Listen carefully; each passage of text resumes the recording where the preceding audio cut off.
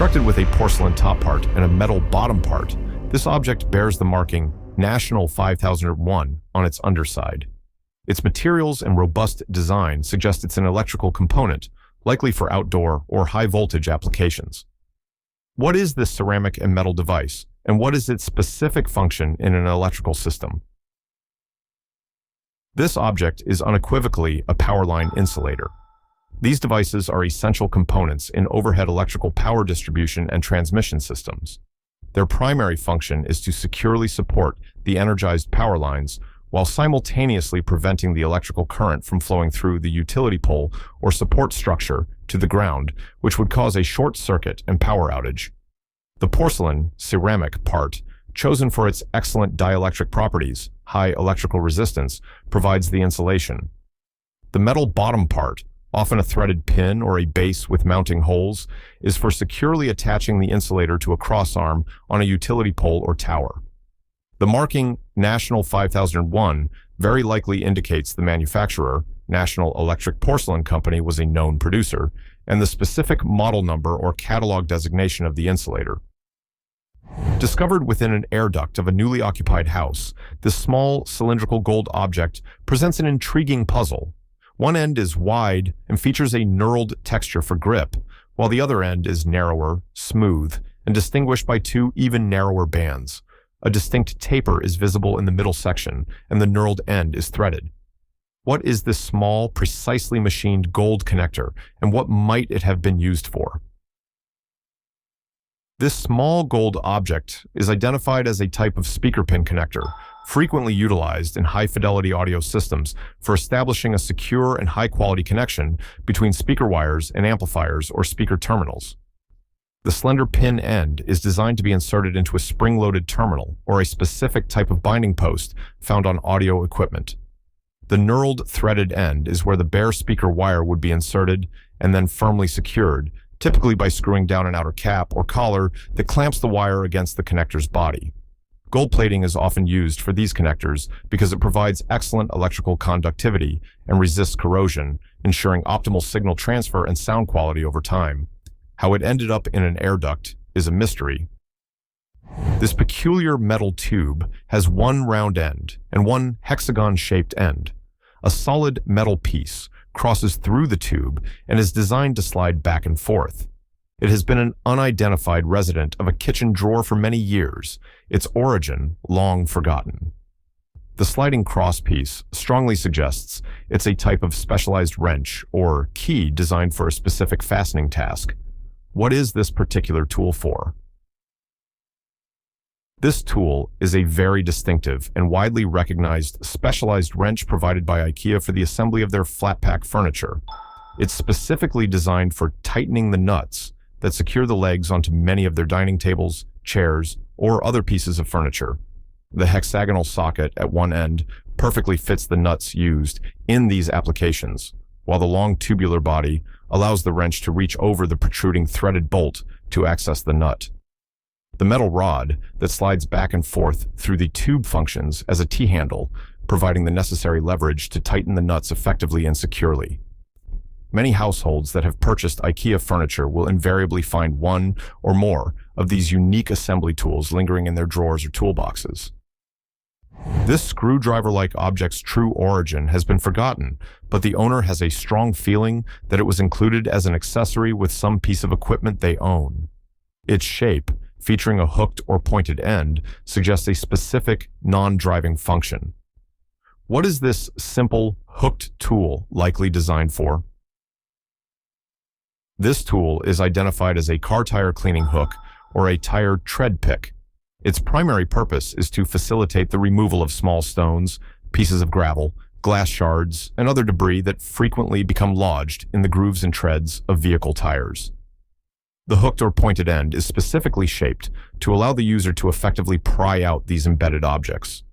Regularly cleaning tire treads in this manner can help prevent uneven wear, reduce road noise, and, more importantly, can avert potential punctures if sharp objects are dislodged before they fully penetrate the tire. These are simple yet handy tools for routine vehicle maintenance, contributing to tire longevity and safer driving conditions. During a protest, a law enforcement officer was observed positioned on a rooftop, utilizing a device described as scanner-like. This device was seen to be emitting a green laser beam, which was apparently being directed towards specific individuals within the crowd gathered below. The use of a laser in such a dynamic and potentially volatile public order situation immediately raises questions about its function and intended purpose. What is this piece of equipment, and why would police employ it in a crowd control or monitoring scenario? This device is identified as likely being a laser target designator or a high-power green laser pointer, primarily employed for the purpose of target identification and enhancing coordination between officers in different positions. From an elevated vantage point, such as a rooftop, an officer often has a superior overview of a crowd, making it easier to observe, track, and identify specific individuals within a large and moving group. The officer on the rooftop could be using the highly visible green laser beam to paint or momentarily illuminate a person of interest, perhaps an individual engaging in unlawful activities, inciting violence, recognized as a known agitator or a key figure for monitoring, thereby enabling ground-based police units to more easily locate, monitor, and potentially approach or apprehend that individual. The bright green laser is chosen for its high visibility, even in daylight conditions, providing a clear and unambiguous pointing reference for coordinated action. It's crucial to understand this is for designation and communication, not as a direct force application or sniper system in this context. What are these distinctive panel-like devices observed mounted atop ICE, Immigration and Customs Enforcement, armored cars during a raid in Minneapolis?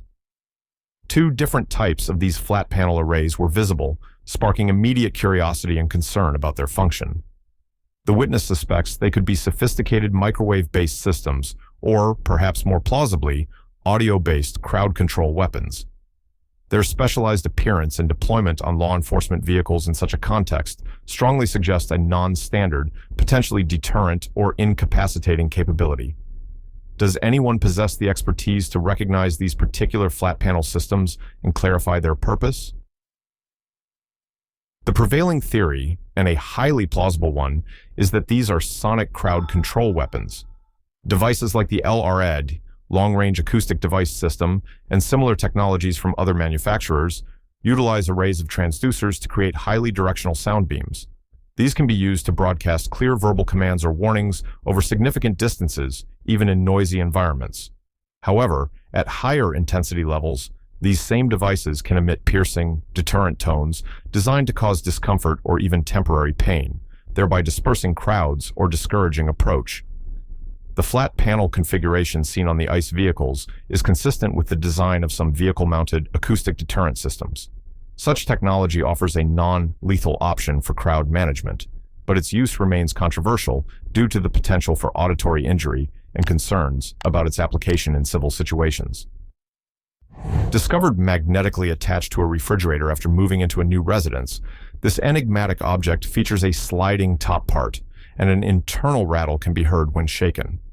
The logo emblazoned on its surface appears to be promotional, hinting that the item itself might have been a corporate giveaway or a piece of marketing merchandise, rather than being from a specialized manufacturer of such an object. What could be the intended function of this compact magnetic container with a sliding mechanism and a mysterious rattling component inside? Its simple design and convenient magnetic attachment point towards an everyday organizational or storage use, likely for small items. This magnetic item is, in all likelihood, a straightforward pen or pencil holder. The sliding top is designed to provide access to the internal storage compartment, which is suitably sized for holding pens, pencils, markers, or other small office or kitchen essentials like paperclips or notepads.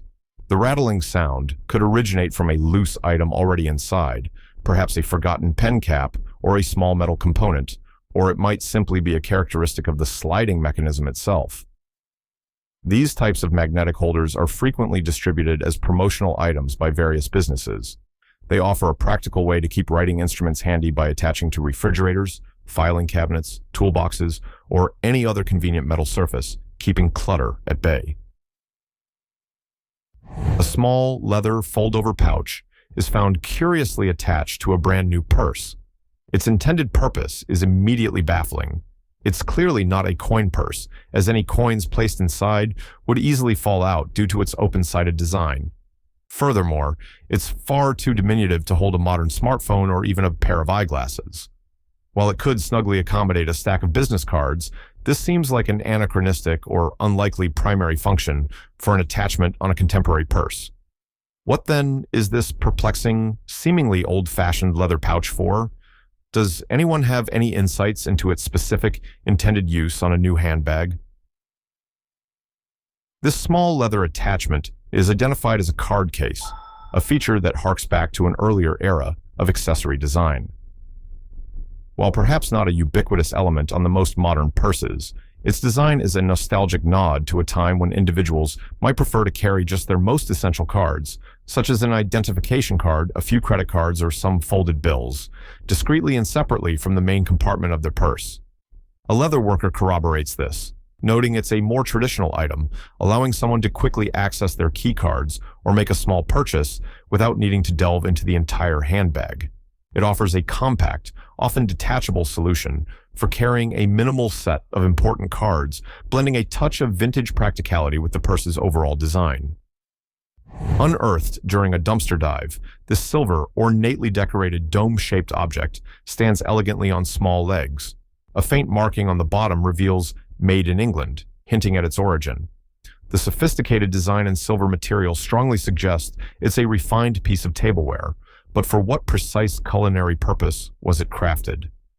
The prominent dome shape implies it was meant to cover something delicate or to maintain a certain temperature, and the legs provide a formal, elevated presentation. What could this intriguing English-made silver dome be? This ornate silver item is identified as a dish for serving butter or caviar, and sometimes other delicate condiments. The domed lid serves to cover a pat of butter, keeping it fresh and at a stable temperature, or a serving of caviar, protecting its delicate flavor and presentation on the dining table. Such dishes often came with a removable glass liner, which appears to be missing from this particular find, to hold the food item itself, preventing direct contact with the silver and making cleaning easier. The "Made in England" mark indicates its British origin, and these types of elegant serving pieces were highly popular, particularly from the Victorian era through the mid-20th century, as essential components of formal dining settings, reflecting a certain affluence and attention to detail in table service. A sealed bucket, left behind by a previous owner on a former sheep farm in France, contains a peculiar purple powder exhibiting blue-green hues. When disturbed, blocks of this substance crumble into a fine, sandy powder. Most notably, this powder turns bright pink when mixed with water and has the alarming property of staining skin and fingernails a dark, blotchy brown. The finder speculates it might be an animal-safe dye, but has been unable to find any matching information online, with searches yielding irrelevant results. What is this highly reactive and staining purple powder? This distinctive purple crystalline powder is unequivocally identified as potassium permanganate, KMNO4. It is a potent oxidizing agent with a wide array of applications, most notably as a disinfectant and for water treatment. Its characteristic reaction with water to produce a vibrant pink or deep purple solution, and its notorious ability to impart a persistent brown stain on skin and other organic materials due to the reduction of permanganate to manganese dioxide, are key identifying features. On a sheep farm, potassium permanganate could have been employed for various purposes: disinfecting animal housing and equipment, as an antiseptic wash for livestock, in highly diluted solutions to treat conditions like foot rot, or even for purifying water sources. Its powerful chemical properties necessitate careful handling. Affixed to the side panels of a truck bed, positioned near the tailgate, are these small, conical-shaped pieces of machined aluminum, one on each side of the bed. The current owner is not the vehicle's first, so their origin is unknown. Initial hypotheses included them being latch brackets for an old tonneau cover, or perhaps some sort of specialized antenna mount, but the owner remains stumped. What specific purpose could these precisely machined aluminum pegs serve on a truck bed? These small aluminum pegs are identified as Oracle Whip-Light quick-release mounts, or a very similar type of quick-release mounting base designed for LED whip lights. Whip lights are flexible, illuminated poles, often featuring bright, colorful LEDs that are commonly mounted on off-road vehicles such as trucks, UTVs, ATVs, and sandrails. They serve to significantly increase the vehicle's visibility, especially during nighttime operations, in dusty conditions, or in crowded off-road environments, and also add a distinct aesthetic flair. The quick-release mechanism, of which these pegs are the fixed part, allows the whip lights to be easily and rapidly attached or detached from the vehicle as needed, for security, storage, or compliance with on-road regulations. Numerous small metal thingies were found nailed onto old pieces of timber, which were previously installed in a flat in Berlin, potentially also on an exterior balcony. Each of these items measures approximately 3.2 centimeters in width, 2.4 centimeters in height, and 0.4 centimeters in depth.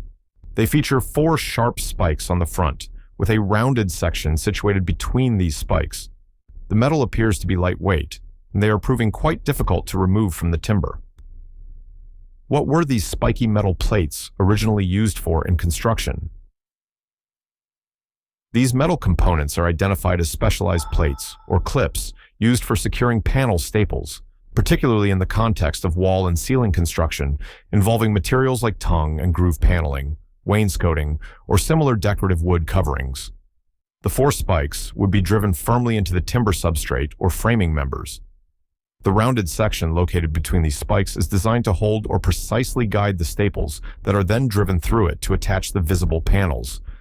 This system provides a robust and often hidden or very discreet fastening method, allowing for a clean, unmarred surface finish on the paneling. Their discovery on old timbers during a renovation project in Berlin clearly points to their use in the original construction or a past remodeling of the flat. This charming hand-painted pottery turtle is distinguished by a noticeable groove or slot running along the length of its back. The owner initially considered that it might be designed to hold stationary items like pens or perhaps eyeglasses, but neither of these objects seems to fit properly or sit securely within the provided groove. This suggests a more specific, tailored purpose for this decorative ceramic piece. What then is the intended function of this pottery turtle with its uniquely shaped slot? The most probable and fitting purpose for this hand-painted pottery turtle with a groove is to serve as a decorative business card holder. The dimensions and shape of such grooves are typically designed to neatly hold a stack of standard-sized business cards upright, allowing for an organized and attractive display on a desk, reception counter, or retail space. While other small, flat items might technically fit, the commonality of business card holders as desk accessories, combined with the whimsical turtle motif, makes this the most logical identification. Many novelty, artisan-made, or souvenir card holders are produced in a vast array of animal or object shapes, adding a personal touch to a professional setting. Discovered either on a farm or within a forested area in Tasmania, Australia, this substantial steel construction, clearly hand-forged and estimated to be over 100 years old, presents an intriguing puzzle. It stands approximately 1.1 meters tall, is 500 millimeter deep, and 900 millimeters wide. The device features a foot pedal which, when depressed, activates adjustable curved wings on a clamping arm, corresponding with a dished base plate. An additional arm on the foot pedal mechanism allows it to be locked into various positions. The finder speculates it might be a press for holding logs for sawing, hay bales, or other farm-related materials. What is this robust, antique clamping apparatus?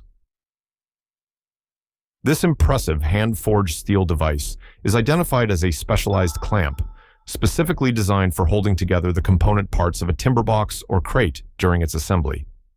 This function is confirmed by a reference photograph from Black 2 Recycling in Bunbury, WA, which shows a strikingly similar tool. The foot pedal operates the clamping mechanism, bringing the curved wings down to apply firm pressure onto the wooden components. This action securely holds the pieces in their correct alignment, freeing up the user's hands to efficiently install fasteners, such as tacks, nails, or screws. It represents a specialized historical tool from an era when wooden boxes and crates were a primary means of packaging and transport, crucial for cooperage or general carpentry. Discovered in a parent's cutlery drawer, this tool is constructed from metal and features a plastic T-shaped handle for grip. It is described as being sharp, approximately 6 inches in length, and possessing 2 small angled loops at its working end. What is this particular kitchen utensil with its distinctive sharp loops designed to do? Its form suggests a specialized cutting, peeling, or shaping function for food preparation. This kitchen tool is identified as a spiralizer, a popular gadget used for creating long, spiral strands or ribbons from various fruits and vegetables. The sharp, angled loops are the cutting blades. As the fruit or vegetable, such as zucchini, carrots, cucumbers, sweet potatoes, or apples, is twisted against these blades, or as the tool itself is twisted into the produce, it is cut into continuous spiral shapes. These vegetable noodles, or spirals, are often used as a healthy alternative to pasta, in salads, or as decorative garnishes. The T-handle provides a comfortable and effective grip for applying the necessary rotational force to operate the tool efficiently. A puppy, while enthusiastically digging in the backyard, unearthed this black plastic cylinder. It appears to be electrical in nature, though its specific function is not immediately discernible from the initial brief description. A link to a picture, provided in the original post, though not available here, would offer more crucial visual details for a precise identification. Based on common backyard finds, what could this puppy-excavated plastic cylinder be? Without the benefit of the linked image, a definitive identification of the black plastic electrical cylinder is challenging.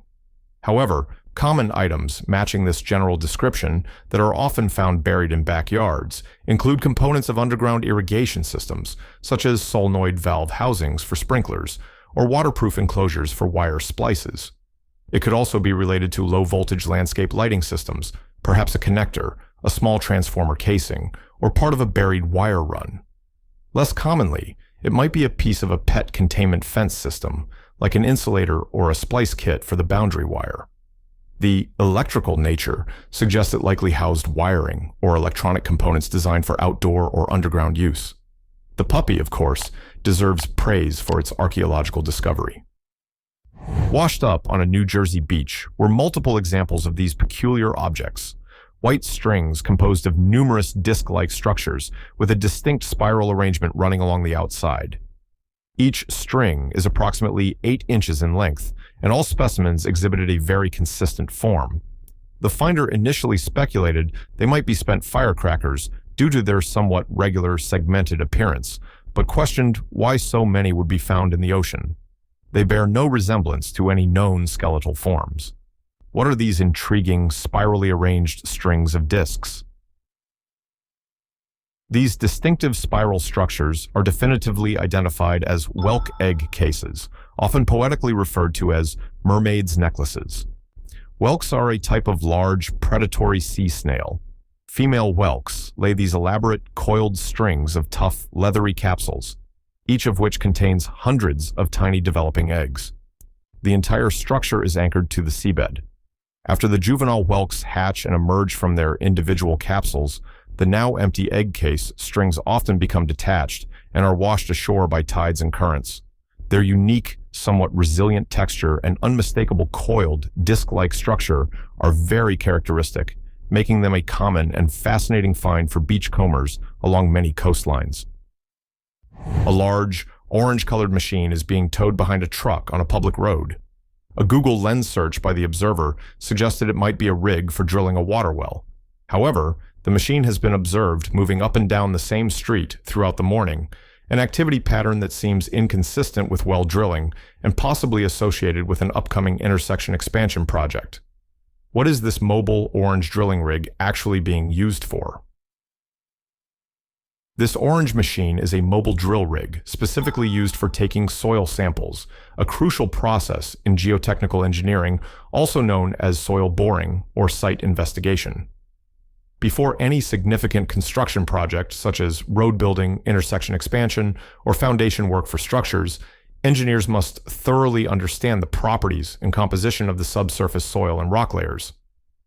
This rig drills down into the ground to extract core samples at various depths. These samples are then taken to a laboratory for analysis to determine parameters like soil type, strength, density, moisture content, and bearing capacity. This information is vital for designing stable and durable roadbeds, foundations, and other civil engineering works. This object is a thick, oval-shaped piece of glass. A notable feature is the marking 50 volts inscribed on its inside surface. Its substantial thickness and specific shape suggest it is not ordinary window glass, but rather a specialized lens or viewport from some kind of optical or potentially electrical apparatus. What could this particular glass component be, especially considering the unusual voltage marking? This thick oval glass is identified as likely being the front window or objective lens cover from the head of a submarine periscope, specifically the part that emerges from the water to provide a view of the surface. Periscope optics are engineered to be extremely robust to withstand the immense pressures of deep-sea submersion and the harsh marine environment. The 50 volts marking is a strong indicator that this glass component incorporated an internal electrical heating element. Such heaters are commonly used in optical instruments exposed to fluctuating temperatures and high humidity to prevent condensation or icing on the glass surface, which would otherwise obscure vision. The linked periscope manual in the original post would likely confirm its specific application and details of the heating system. Protruding from the soil in the garden of a 16th century thatched cottage in England is this substantial, thick metal rod, possibly made of iron. The cottage itself was formerly a farmhouse and features wooden beamed ceilings and stone walls. The rod is situated next to a large, equally thick stone wall that separates the garden from a neighboring property, also part of the converted farmhouse. Attempts to remove the rod have been unsuccessful. Given the considerable age and history of the house, what could be the purpose of this deeply embedded metal rod? This metal rod is strongly suggested to be a grounding rod, also known as an earthing electrode. Grounding rods are essential safety components of electrical systems. They are driven deep into the earth to provide a low-resistance path for electrical current to dissipate safely into the ground. This protects buildings, electrical installations, and occupants from the dangers of lightning strikes or electrical faults by diverting excess current away from the structure. The T shape sometimes found at the top of such rods is designed for securely clamping the grounding conductor wire. While some folklore suggests copper rods can benefit garden growth, its primary and critical function, if it is indeed a grounding rod, would be for electrical safety, a practice that has been understood in various forms for a considerable time. Discovered in a grandparent's basement while preparing for a garage sale, this peculiar gold-colored item features spinny parts and a small knob. Its purpose is a complete mystery to the family members. The design, incorporating rollers and a turning mechanism, suggests it's used to manipulate or dispense a product from a flexible tube or a similar type of container. What could this ornate mechanical gadget possibly be? This gold-colored device with rotating components and a knob is identified as a rather fancy or vintage version of a toothpaste roller, also known as a tube squeezer. These ingenious gadgets are designed to help users extract every last bit of product from collapsible tubes, such as those containing toothpaste, ointments, adhesives, or even artist paints. The tube is typically inserted between two rollers, the spinny parts. By turning the knob, the tube is gradually wound through these rollers, effectively squeezing the contents towards the nozzle and minimizing waste. This particular one, with its gold color, appears to be a more decorative or older style compared to the simpler, often plastic, versions commonly seen today.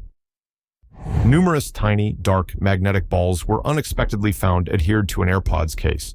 Their minute size and magnetic property, along with their appearance on a commonly used personal item, make their origin a perplexing question. Where could these minuscule magnetic spheres have come from, and why were they attracted to the AirPods case? These tiny, dark, and magnetic balls are almost certainly leftover blasting media, a byproduct of industrial metal surface treatment processes. Blasting media, which can include materials like steel shot, steel grit, or other ferrous particles, is propelled at high velocity onto metal surfaces to clean, descale, strip coatings, or create a specific surface texture, shot peening.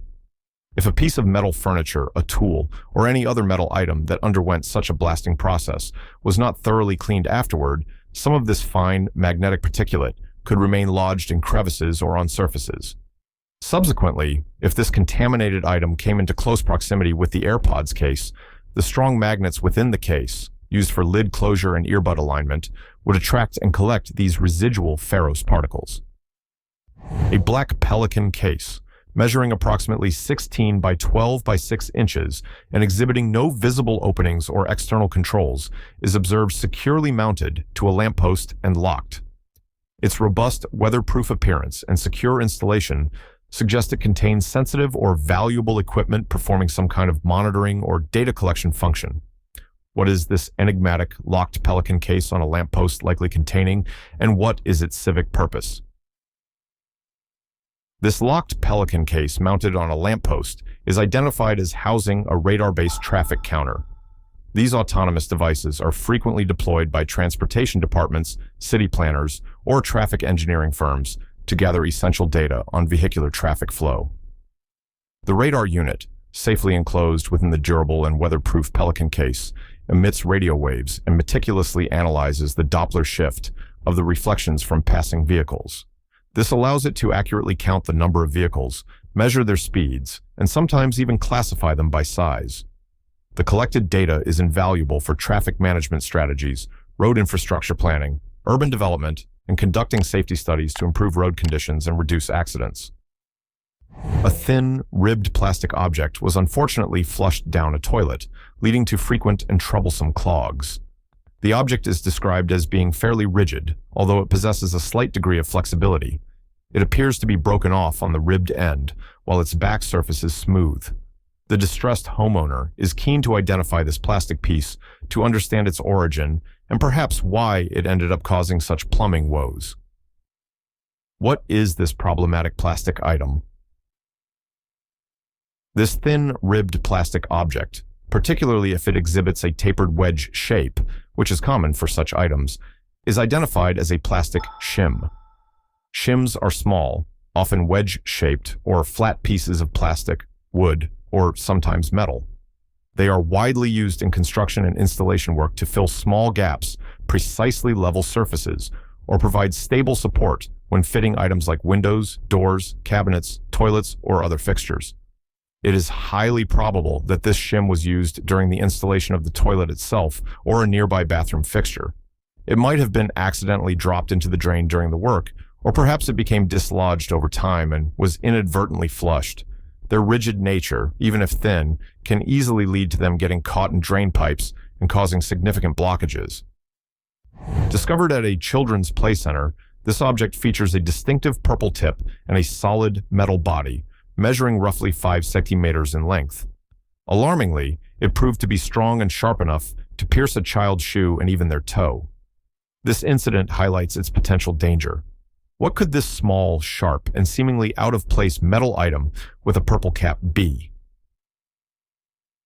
This item strongly resembles a watch-winding stem, complete with its crown, the purple tip. The stem is the slender metal rod that forms the crucial link between the external crown, the knob used for winding the watch and setting the time, and the intricate internal movement of the timepiece. When the stem is pushed in, turning the crown typically winds the watch's mainspring. Pulling the stem out to one or more distinct positions engages different gears within the movement, allowing the user to adjust the time or date displays. The presence of a rubber O-ring, often found at the base of the crown where it meets the case, would serve to provide water resistance for the watch. How such a small, sharp component ended up at a children's play center is unknown, but its pointed nature clearly poses a hazard. Constructed from wood, this object features a top bar that is designed to move back and forth. 2 of these identical devices were found stored in the basement of a house built in the 1950s, left behind by the previous owners. The presence of a pair and their specific mechanical action hints at a particular, possibly novelty function. What is this wooden mechanism with a reciprocating sliding bar? This wooden device is identified as the internal dispensing mechanism for a homemade candy dispenser. Such dispensers were a very popular and common woodworking project in high school woodshop classes, particularly in the mid to late 20th century, and many DIY plans were also available. The sliding bar, when pulled or pushed, would typically operate a simple gate, shuttle, or paddle mechanism. This action releases a small, measured amount of candy, like M&Ms, gumballs, peanuts, or other small treats, from a larger hopper or storage container above, allowing it to fall into an accessible opening or chute below. The simplicity of the design and its wooden construction are highly characteristic of these often charming, handmade candy machines. This black plastic object, described as a stand thing, is noted to be very lightweight, partially hollow, and approximately 3 inches in length. Its shape, likely angled or designed to fit over an edge, suggests it serves as a protective or finishing component for a piece of furniture or a structural element. What is this small, angled plastic piece intended to cover or fit onto? This black plastic piece is identified as an end cap or protective cover, most likely designed for a metal bed frame rail, or potentially for a similarly shaped angled metal component on another piece of furniture or equipment. These caps serve both aesthetic and functional purposes. Aesthetically, they provide a more finished and tidy look to the exposed ends of metal rails. Functionally, they cover potentially sharp or rough edges of the cut metal, preventing scratches to bedding, walls, or people, and also helping to prevent snags on clothing or linens. They are typically designed with a hollow interior to fit snugly over the end of the rail and are commonly made of durable, impact-resistant plastic. Acquired from a Goodwill store near the Twin Cities metro area, this handmade ceramic vessel initially appeared to be a cache pot. However, it felt oddly heavy for its size. Upon breaking the tape that secured the lid, a surprise bonus vase thing, an inner cup attached to the underside of the lid, was discovered. This unique 2-part construction is puzzling. What is this ceramic container with an integral inner cup on its lid specifically designed for? This distinctive ceramic vessel is identified as a butter bell, also commonly known as a French butter dish or a butter crock. It represents a traditional and ingenious method for keeping butter soft, spreadable, and fresh at room temperature without the need for refrigeration. The user packs softened butter firmly into the bell, the inner cup that is part of the lid.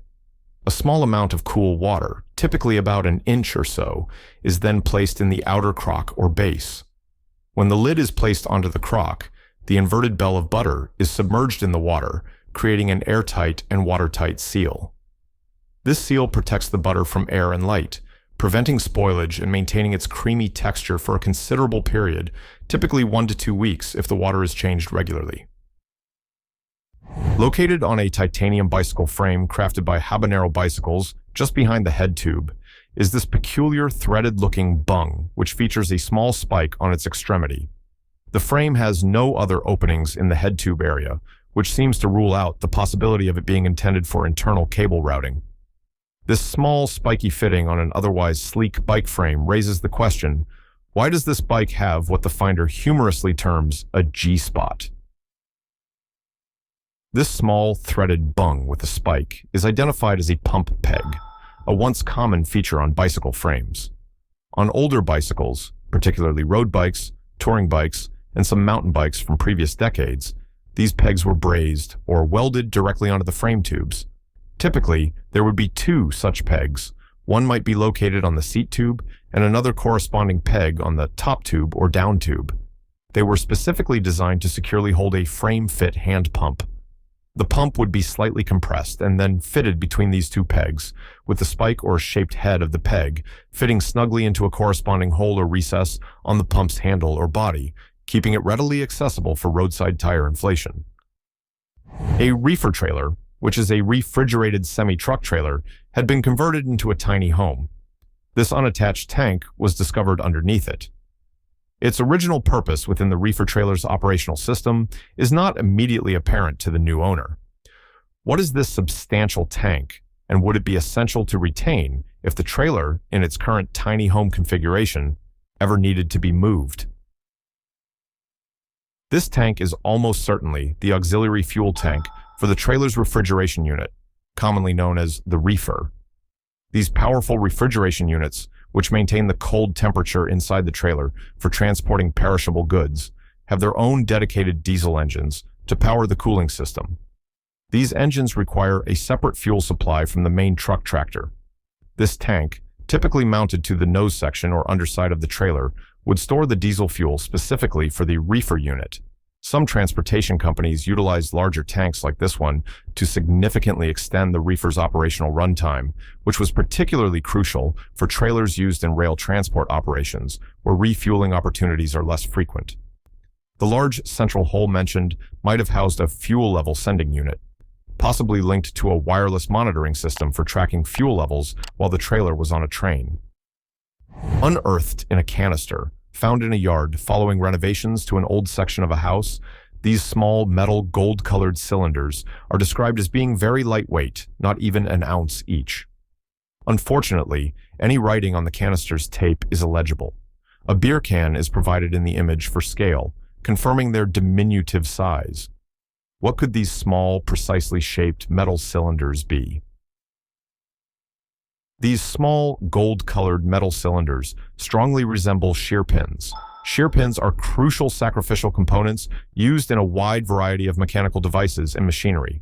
They are intentionally designed to be the weakest point in a drivetrain or assembly. Their purpose is to break or shear under a predetermined amount of stress or overload, thereby protecting more expensive, critical, or harder to replace parts of the machine from catastrophic damage. Common applications include outboard motor propellers, protecting the gearbox if the prop strikes an object, snowblower augers, preventing damage if a solid object is ingested, and various agricultural or industrial equipment where jams or impacts are a possibility. When the designated force is exceeded, the pin shears off cleanly, disconnecting the drive and preventing further harm. Discovered near a dishwasher, this small white plastic component measures about 1 inch in width. It features 2 prongs that appear designed to make electrical contact with a battery and also incorporates release tabs on either side. The friend who found it doesn't believe it belongs to the dishwasher itself. What could this battery-related plastic piece with specific connection and release features be? This small white plastic component is precisely identified as the end cap for a battery pack or battery wand used to power automatic or motorized curtains, blinds, or shades. Many modern motorized window treatments, especially those in retrofit installations where hardwiring is difficult, utilize cylindrical battery tubes or packs to power their operation. This end cap, with its integrated battery contact prongs and spring-loaded release tabs, would fit onto one end of the battery tube, or housing. It serves to complete the electrical circuit to the motor and securely hold the batteries, typically AAs or similar, in place. The release tabs allow for easy removal of the cap to change the batteries when they are depleted. Donated to a thrift store, this oval-shaped item, which has a sticker on it, measures about 4 inches in length and weighs approximately 1 pound. Research indicates that the company associated with it has been in existence for decades. Online searches for similar items yield varied descriptions, with some calling it a pendant, others a brooch, and yet another source claiming it was a belt buckle. The finder concurs with the belt buckle theory, but is unsure how it would attach to a belt, and wonders if a part is missing from the back. What is this substantial, possibly vintage oval object? This oval-shaped, heavy item is indeed believed to be a belt buckle. Many decorative, novelty, or statement belt buckles, especially larger and heavier ones, are designed as a solid front plaque or plate, which then attaches to a separate belt strap mechanism. It is highly probable that the necessary attachment hardware on the back of this buckle, typically a loop or bar for the belt strap to pass through and a prong or hook to engage with the belt holes, is either missing, was a separate component that has become detached, or was designed to be used with a specific type of belt strap that had its own fastening system. Without a clear view of the back, a definitive assessment of missing parts is difficult, but its size, weight, and general form are very consistent with that of a substantial, decorative belt buckle. Discovered in a building that is reputed to have formerly served as a post office, a significant quantity, around 50, of these long, metal, triangle-shaped boxes were found. Each box is approximately 18 inches in length. They do not appear to open easily, and it's possible they are rusted shut given their age and storage conditions. What could be the purpose of these numerous sealed metal triangular containers? These triangular metal boxes are suggested to be brine freezer packs, likely used in vintage ice cream trucks or other mobile refrigeration units. Companies such as Waltham, which was known for manufacturing ice cream trucks, might have employed such cooling elements.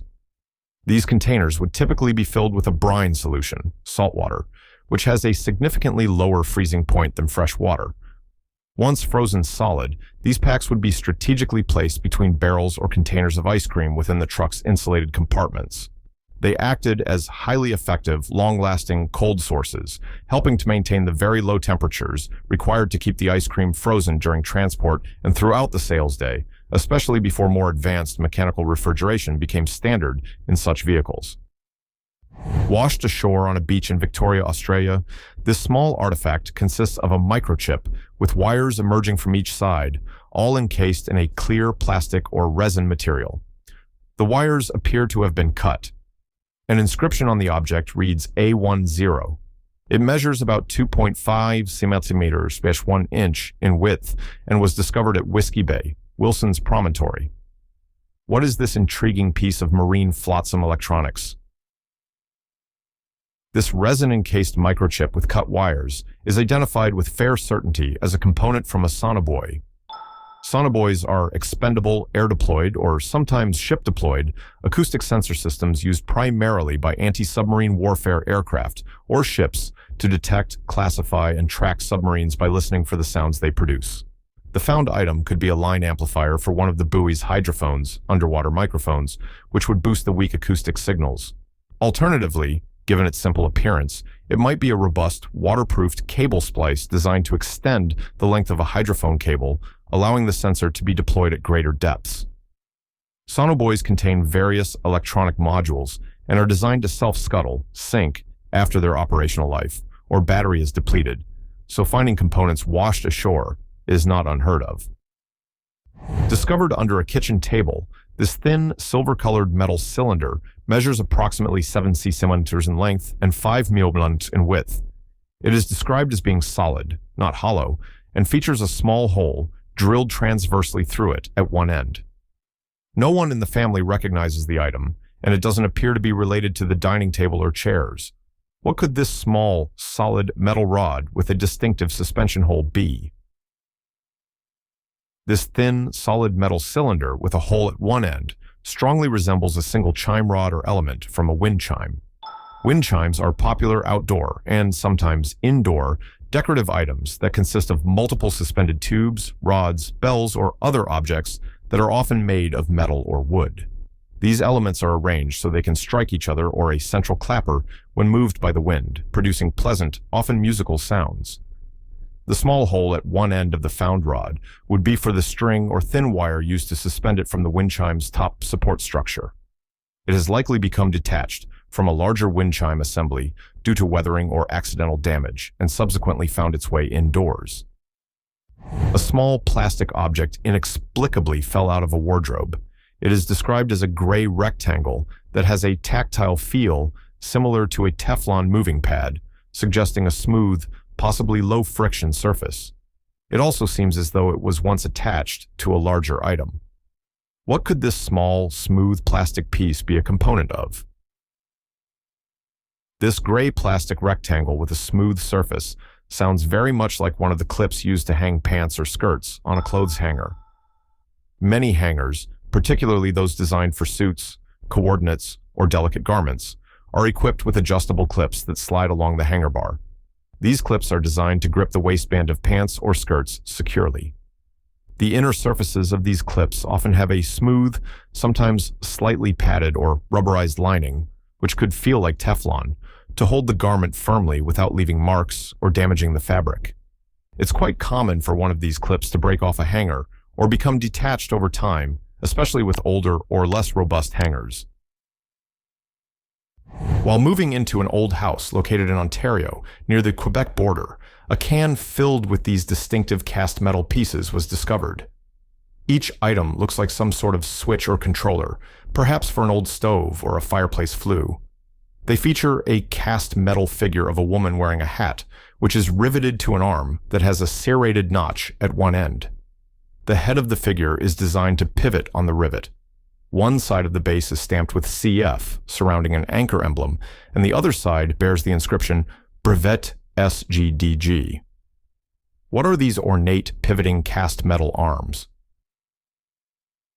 This cast metal object is identified as a shutter holder, also commonly known as a shutter dog or shutter tieback. These are functional and often decorative pieces of hardware traditionally mounted on the exterior walls of a house, typically on either side of a window. The pivoting arm, in this case, the woman with a hat figure, swings out to hold an open window shutter firmly against the wall, preventing it from swinging shut or banging in the wind. The serrated notch might engage with a catch to lock it in place.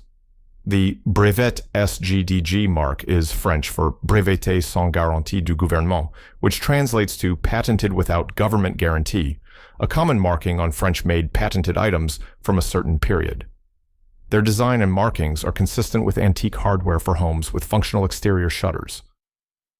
While staying in a rented cabin, a guest noticed a small green light located inside the vent of a bathroom light fixture, which was positioned directly above the toilet. This green light illuminates only when the main bathroom light is switched on. No other light fixtures in the cabin exhibit this feature. The guest and their sister expressed concern that this might be an indicator light for a hidden camera. What is the actual purpose of this green light within the bathroom vent?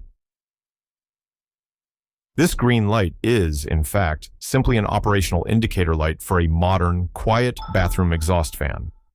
Many newer models of exhaust fans are designed to be so exceptionally quiet during operation that it can be difficult for users to determine visually or audibly whether the fan is actually running. To address this, manufacturers often incorporate a small LED indicator light, like this green one, which illuminates when the fan is active. This provides a clear visual confirmation to the occupants that the fan is on and performing its ventilation function. It is not a camera light. Hidden surveillance cameras would not typically have such an obvious and visible indicator, as that would defeat their covert purpose. Installation manuals for such fans often explicitly show this indicator light as a standard feature. Discovered in a kitchen drawer, this enigmatic plastic item measures 12 inches in length, has a diameter of 1 inch, and is hollow throughout. Its specific purpose within a kitchen context is not immediately apparent from its form alone. What could this long, hollow plastic tube be used for in food preparation or with a kitchen appliance? This hollow plastic tube is identified as a component part from an aroma forecourt ice cream maker or a very similar model from another brand. In many traditional bucket-style electric or hand-crank ice cream makers, a central dasher or paddle is responsible for churning the ice cream mixture as it freezes within an inner canister, surrounded by ice and salt. This long, hollow plastic tube could be the central drive shaft for the dasher, a sleeve that fits over the shaft, or another integral part of the dasher assembly that connects to the motor unit or hand crank mechanism located in the lid of the ice cream maker. Its dimensions and hollow nature are consistent with such internal components designed for these popular home appliances. This 2-inch plastic piece, lavishly covered in fake gems, was found discarded on the sidewalk near a community college. A sticky substance is evident beneath and between the plastic gems, likely the adhesive used to attach them. A small protrusion on one of the corners suggests it was designed to connect to a larger object, and there appears to be a corresponding spot on the opposite corner where a similar attachment point probably broke off. A distinct line, devoid of gems, runs down the center of the object. The plastic itself is hard and inflexible. What is this decorative, gem-encrusted plastic item? This gem-covered plastic item is identified as a decorative cover or protective case, specifically designed for an Apple AirPods charging case. A large market exists for third-party accessories that allow users to personalize and protect their AirPods cases. These covers, often made from hard plastic or silicone, snap onto or fit snugly over the original Apple charging case. They come in a vast array of designs, frequently adorned with glitter, rhinestones, fake gems, patterns, or character motifs. The described size, the central line, which would likely align with the hinge or opening of the AirPods case, and the evidence of broken attachment points are all highly consistent with a snap-on decorative shell for an earbud charging case. While engaged in deep-sea fishing at a depth of approximately 350 fathoms, which is over 2,000 feet or 640 meters in Prince William Sound, Alaska, these unusual white tube-like structures were brought up with the fishing gear. They are described as being made of a calcium-like material or similar, and each tube is about 8 inches long. The finder initially assumed they might be a type of barnacle, but was unable to find any comparable images online. What are these remarkable deep-sea tubular formations? These white tubular structures are astonishingly identified as fragments of a glass sponge reef. Glass sponges, class Hexactinellida, are fascinating deep-sea marine animals characterized by intricate skeletons made of silica, silicon dioxide, the main component of glass, not calcium carbonate like barnacles or corals. In certain cold, nutrient-rich, deep-water environments, some species of glass sponges can form extensive, three-dimensional reef structures that can be many meters high and cover vast areas of the seabed. These reefs are ancient, incredibly fragile ecosystems that provide crucial habitat for a diverse array of other deep-sea marine species. Finding fragments like these indicates that the fishing gear unfortunately passed through or snagged on one of these unique and ecologically significant deep-sea formations. This object is a simple construction consisting of 2 square pieces, likely made of wood or particle board, each measuring 6 inches by 6 inches. These 2 end pieces are connected by 3 wooden dowels, also 6 inches in length. The overall design is basic and functional. What is this straightforward wooden structure designed to hold or organize? This item is a very common and basic CD or DVD storage rack. The 2 square end pieces provide stability and form the sides of the rack. The 3 dowels run horizontally between these end pieces, creating 2 or more compartments or slots. These slots are perfectly sized to hold standard CD jewel cases or DVD cases upright, typically with their spines facing outwards for easy identification and access. Racks of this simple, functional design were extremely popular for organizing music and movie collections, especially before digital media and streaming services became the dominant forms of entertainment consumption. Their uncomplicated construction also made them easy to manufacture inexpensively, or even as a simple DIY woodworking project. Left behind the garage by the previous owners of a house, this metal pole is described as being at least 14 feet in length and featuring knobs on both ends. It appears to be hollow, and judging by the significant amount of rust, it has been exposed to the elements for a very long time. It also possesses 2 crossbars attached to its length. What was the original purpose of this long metal pole with distinctive knobs and crossbars? This long metal pole is identified as an old-fashioned television antenna mast or pole. In the era before the widespread adoption of cable television and satellite TV services, homes relied almost exclusively on rooftop or attic-mounted antennas to receive over-the-air broadcast television signals. This pole would have served as the main support structure for such an antenna. It would typically be bolted securely to the side of the house, the chimney, or another sturdy point, with the actual TV antenna, a separate, often complex array of metal elements, mounted to its very top. The crossbars might have been part of the mounting hardware for attaching the pole to the building, or for securing guy wires to provide additional stability against wind. It became obsolete with the advent of newer, more convenient TV signal delivery methods. Discovered at a garage sale and obtained for free, this floral-patterned, somewhat oddly shaped piece of fabric is distinguished by decorative elements along its bottom edge. Its original purpose is a mystery to the new owner. What kind of decorative fabric item, likely for home decor, could this be? Through the use of Google image search, as suggested by the original solution context, this fabric piece is identified as a window covering, specifically a type of drape known as a waterfall beaded valance. A valance is a short piece of decorative drapery hung across the top of a window. Waterfall valances are characterized by their soft, gracefully draping folds of fabric that create an elegant, cascading effect. The beaded descriptor refers to the presence of decorative beads, fringe, or other trim sewn along the scalloped or shaped bottom edge, similar to the bottom edge decorations mentioned by the finder. These valances are typically used as a decorative top treatment for windows, often layered over curtains or blinds to add a touch of style, formality, and color to a room's interior design. Bolted onto a post on the third-floor balcony of a newly occupied apartment, this metal piece appears quite rusted. It features components that seem like pulleys, capable of spinning around a vertical rod, with a thick metal wire wrapped around the middle of each pulley. What is this intriguing multi-armed metal bracket, and what was its original function? This structure is identified as an old electrical insulator tree or bracket, a piece of hardware from a bygone era of electrical service installation. Its purpose was to securely attach incoming electrical service lines, power lines, to a building, such as a house or apartment building, while ensuring they remained electrically insulated from the structure itself.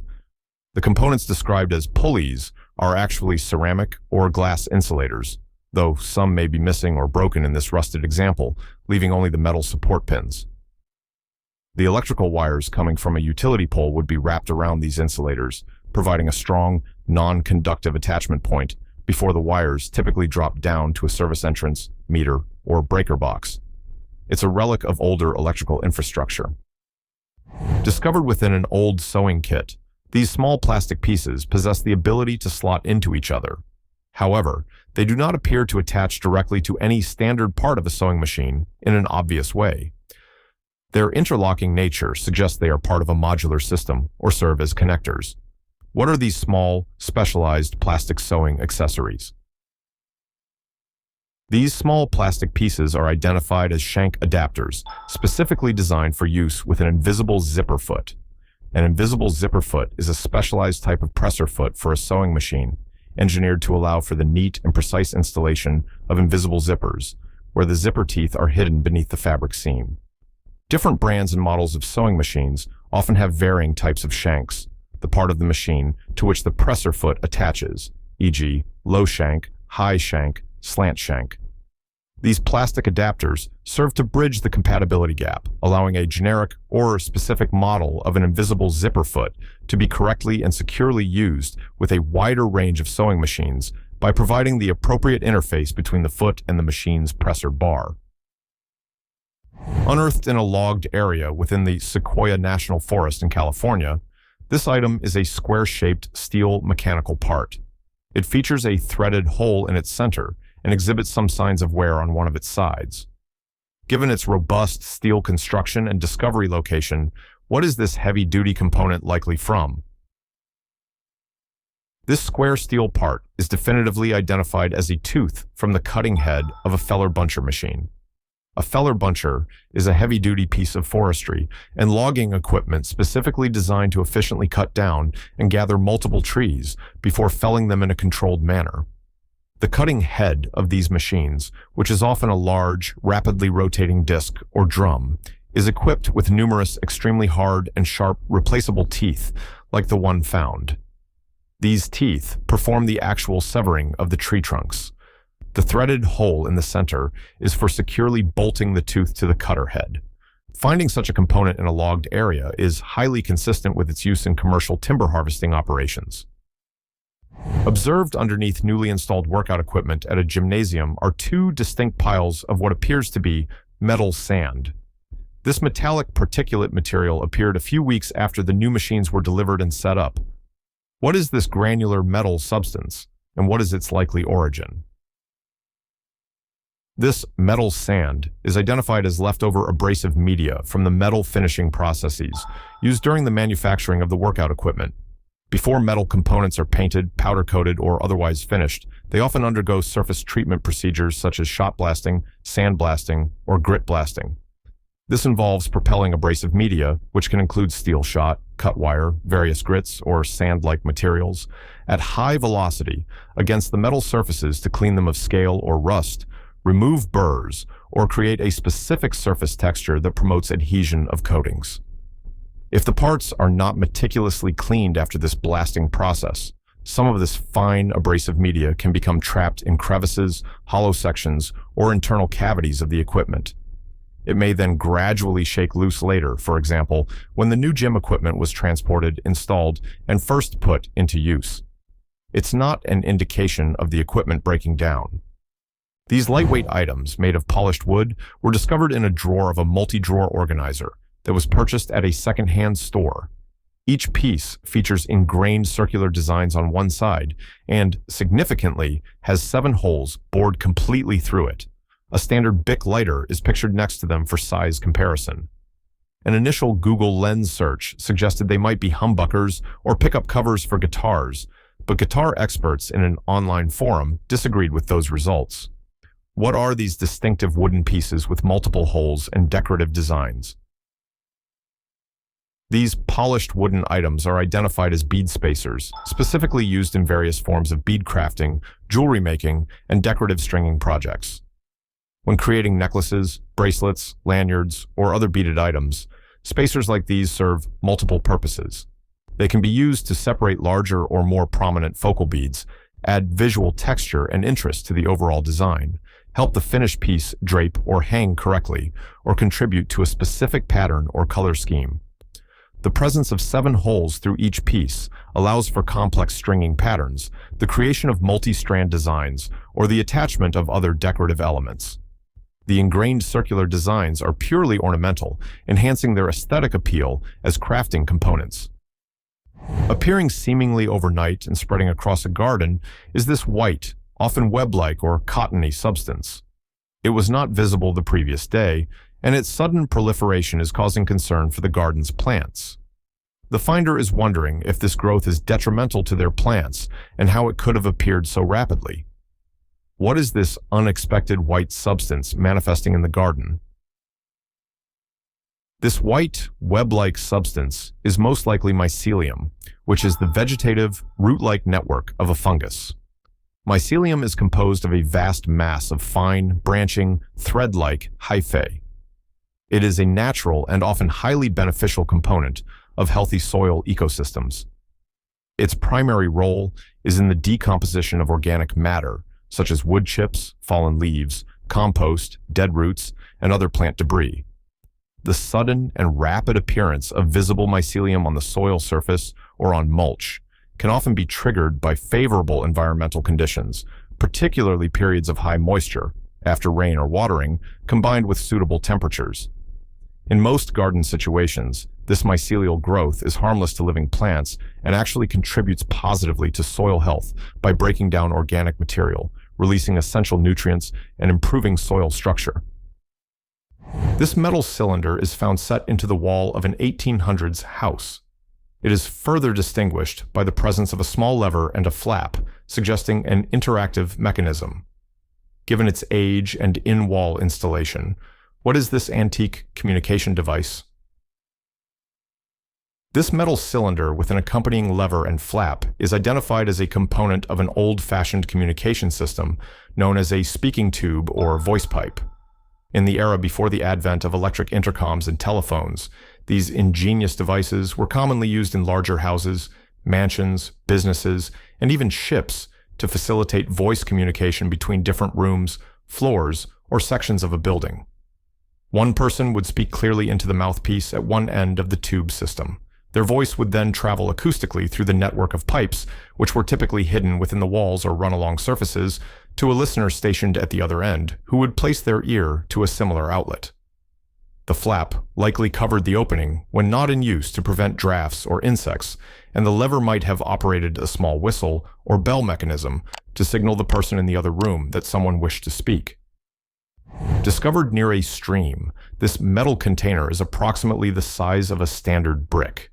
Its top appears to be crimped on, indicating a sealed unit, and it features 4 holes in the top, which may have originally contained rubber grommets for sealing around connections.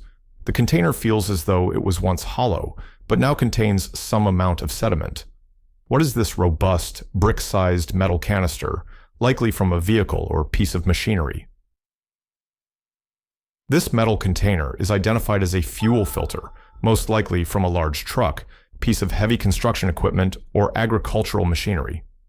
Diesel engines, in particular, utilize substantial and robust fuel filters to remove particulate matter, water, and other contaminants from the fuel before it reaches the sensitive components of the engine's injection system. These filters are typically designed as sealed canister units made of metal for durability.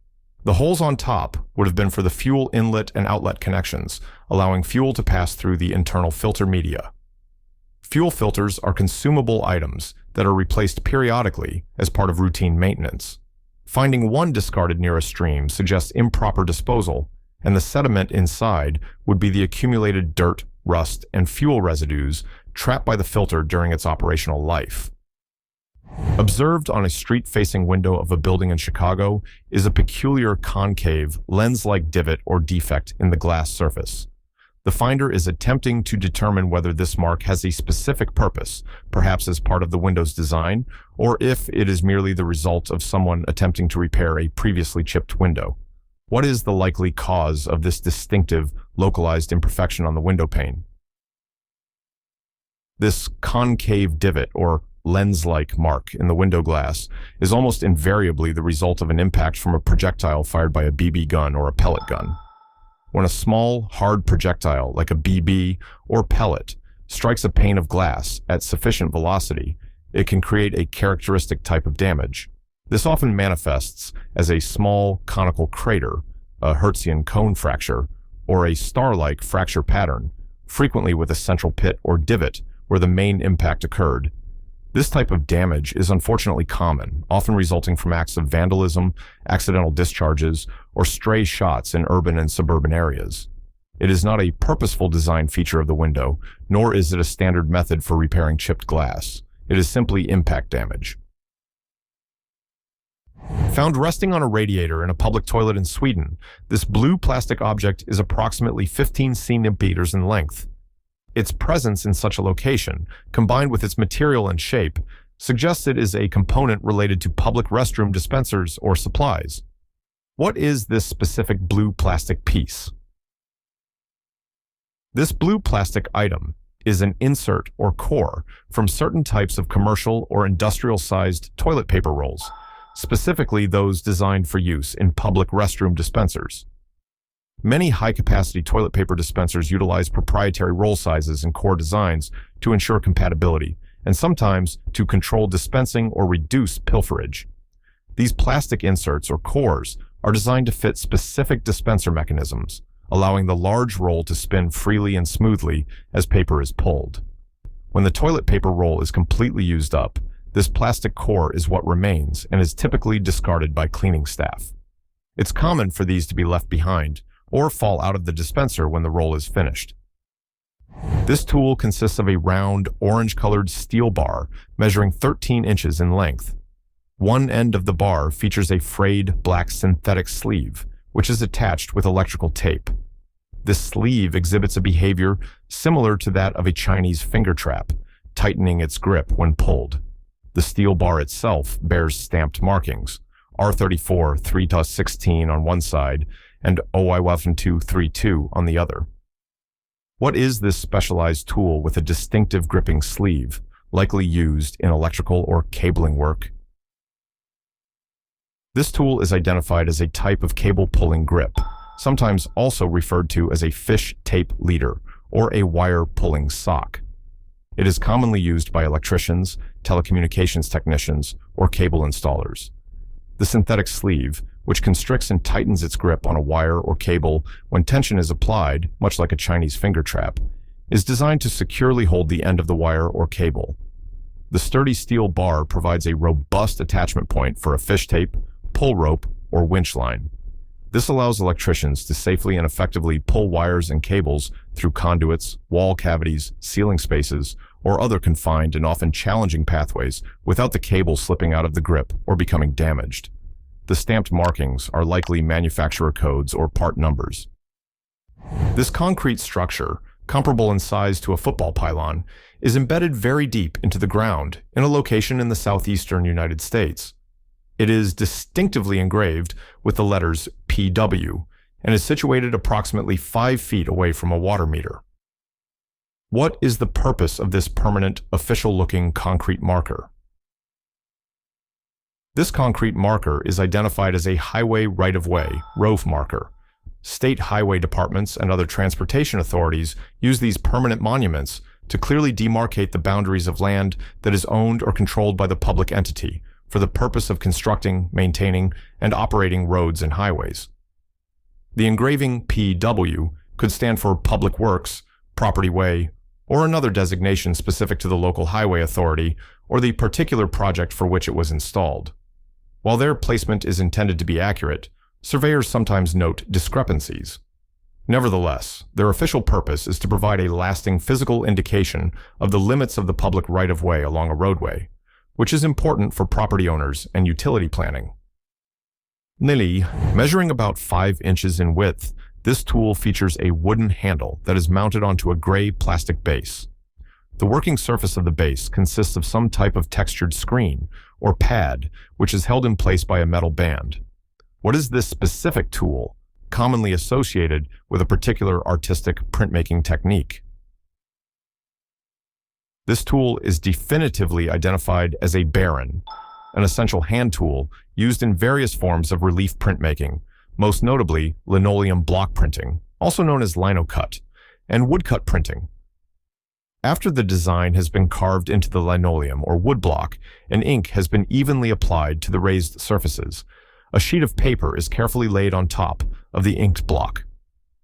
The baron, with its smooth, often slightly yielding or specifically textured underside, the screen part, is then gripped by its handle and rubbed firmly and evenly over the entire back surface of the paper. This action transfers the ink from the raised areas of the block to the paper, creating the print. The wooden handle provides a comfortable grip for applying consistent pressure, which is crucial for achieving a clear and well-inked impression. Observed attached to an organ pipe within a church, this white, round object was seen to be glowing and steadily blinking on and off.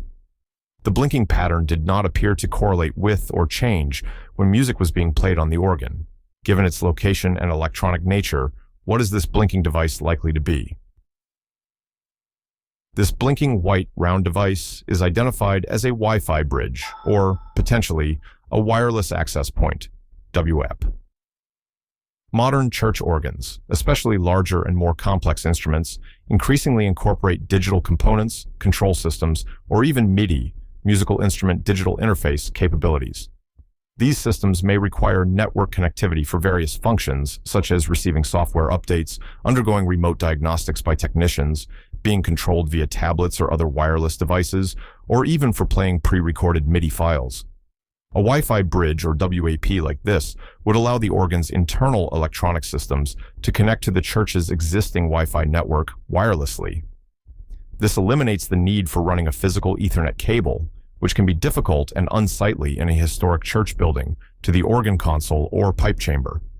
The blinking light typically indicates network activity or power status. Discovered while out on a walk, this black plastic rectangular box features a tethered cap and is powered by a single 2032 coin cell battery. It possesses a strong magnet for attachment and has a single, or possibly double, metal prong concealed under the cap. An on-off button, which lights up red when pressed, is present, and there also appears to be a small bulb located under the cap. The device bears no visible branding or identifying markings except on the on-off button itself. What is this mysterious magnetic battery-powered device? This device has been identified in previous online discussions, as per the linked information in the original solution, as an anti-theft device, possibly manufactured by or for CIS Security Solutions or a similar company specializing in asset protection. These types of compact magnetic battery-powered tags are often employed as part of a broader security system for safeguarding valuable assets, merchandise in retail environments, or equipment. The metal prongs might interact with a sensor, trigger an alarm if tampered with, or be part of an electronic article surveillance (EAS) system. The strong magnet allows for easy and secure attachment to metal surfaces. The button could serve for arming, disarming the device, testing its functionality, or resetting it, and the indicator light, red when pressed, or the bulb under the cap, would signify its operational status or an alarm condition. These items are long metal sticks that are designed to be joined together, section by section. The end of each stick features a two-piece twisting or screw-type mechanism that allows for secure connection to the next section. What are these sectional rods, commonly used for maintenance or clearing purposes? These are identified as drain cleaning rods, also widely known as chimney sweeping rods or sewer rods, depending on their specific application and attachments. They are sold in connectable sections, typically made of flexible yet strong materials like polypropylene, nylon, or spring steel, which can be screwed or twisted together to create a continuous, flexible rod of a desired length.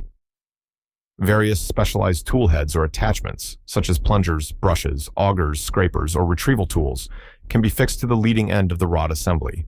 They are used manually to clear blockages and obstructions in drains, sewers, pipes, ductwork, or chimneys by pushing, pulling, or rotating the rod assembly to dislodge debris, built-up soot, or other impediments.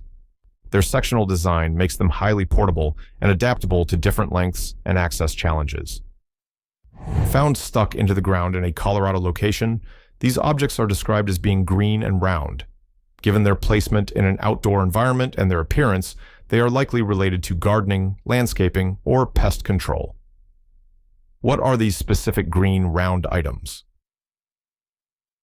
These green round objects observed staked into the ground are identified as deer repellent stations, specifically those manufactured by the well-known brand Havahart.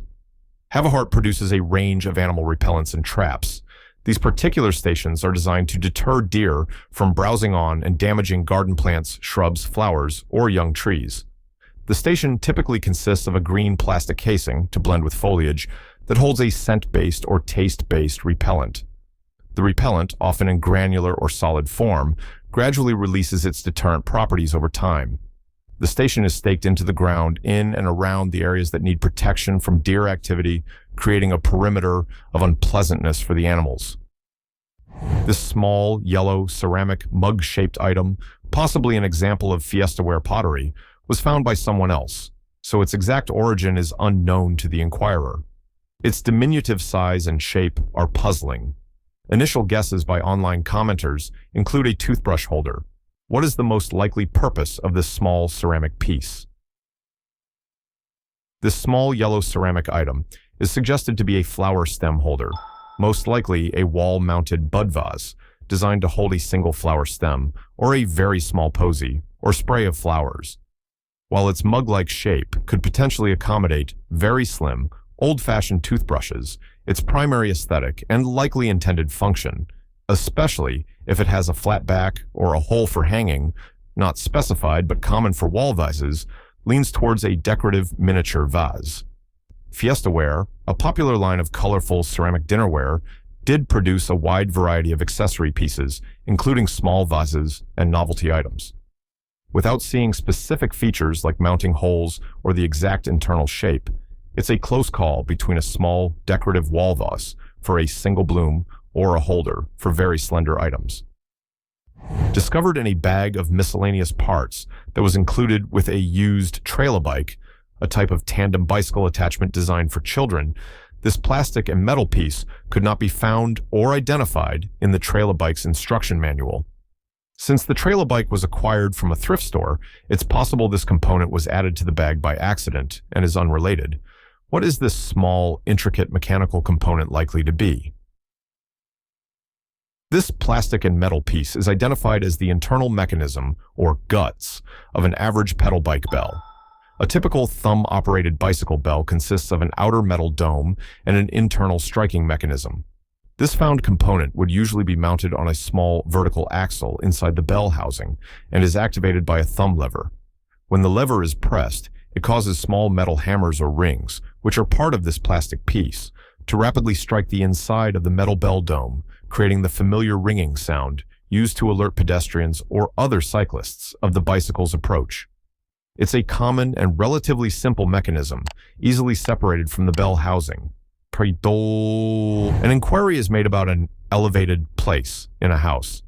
The specific details of its appearance are not provided in this snippet, but its raised nature suggests it's a purpose-built platform or foundation for something specific, rather than just a general flooring feature.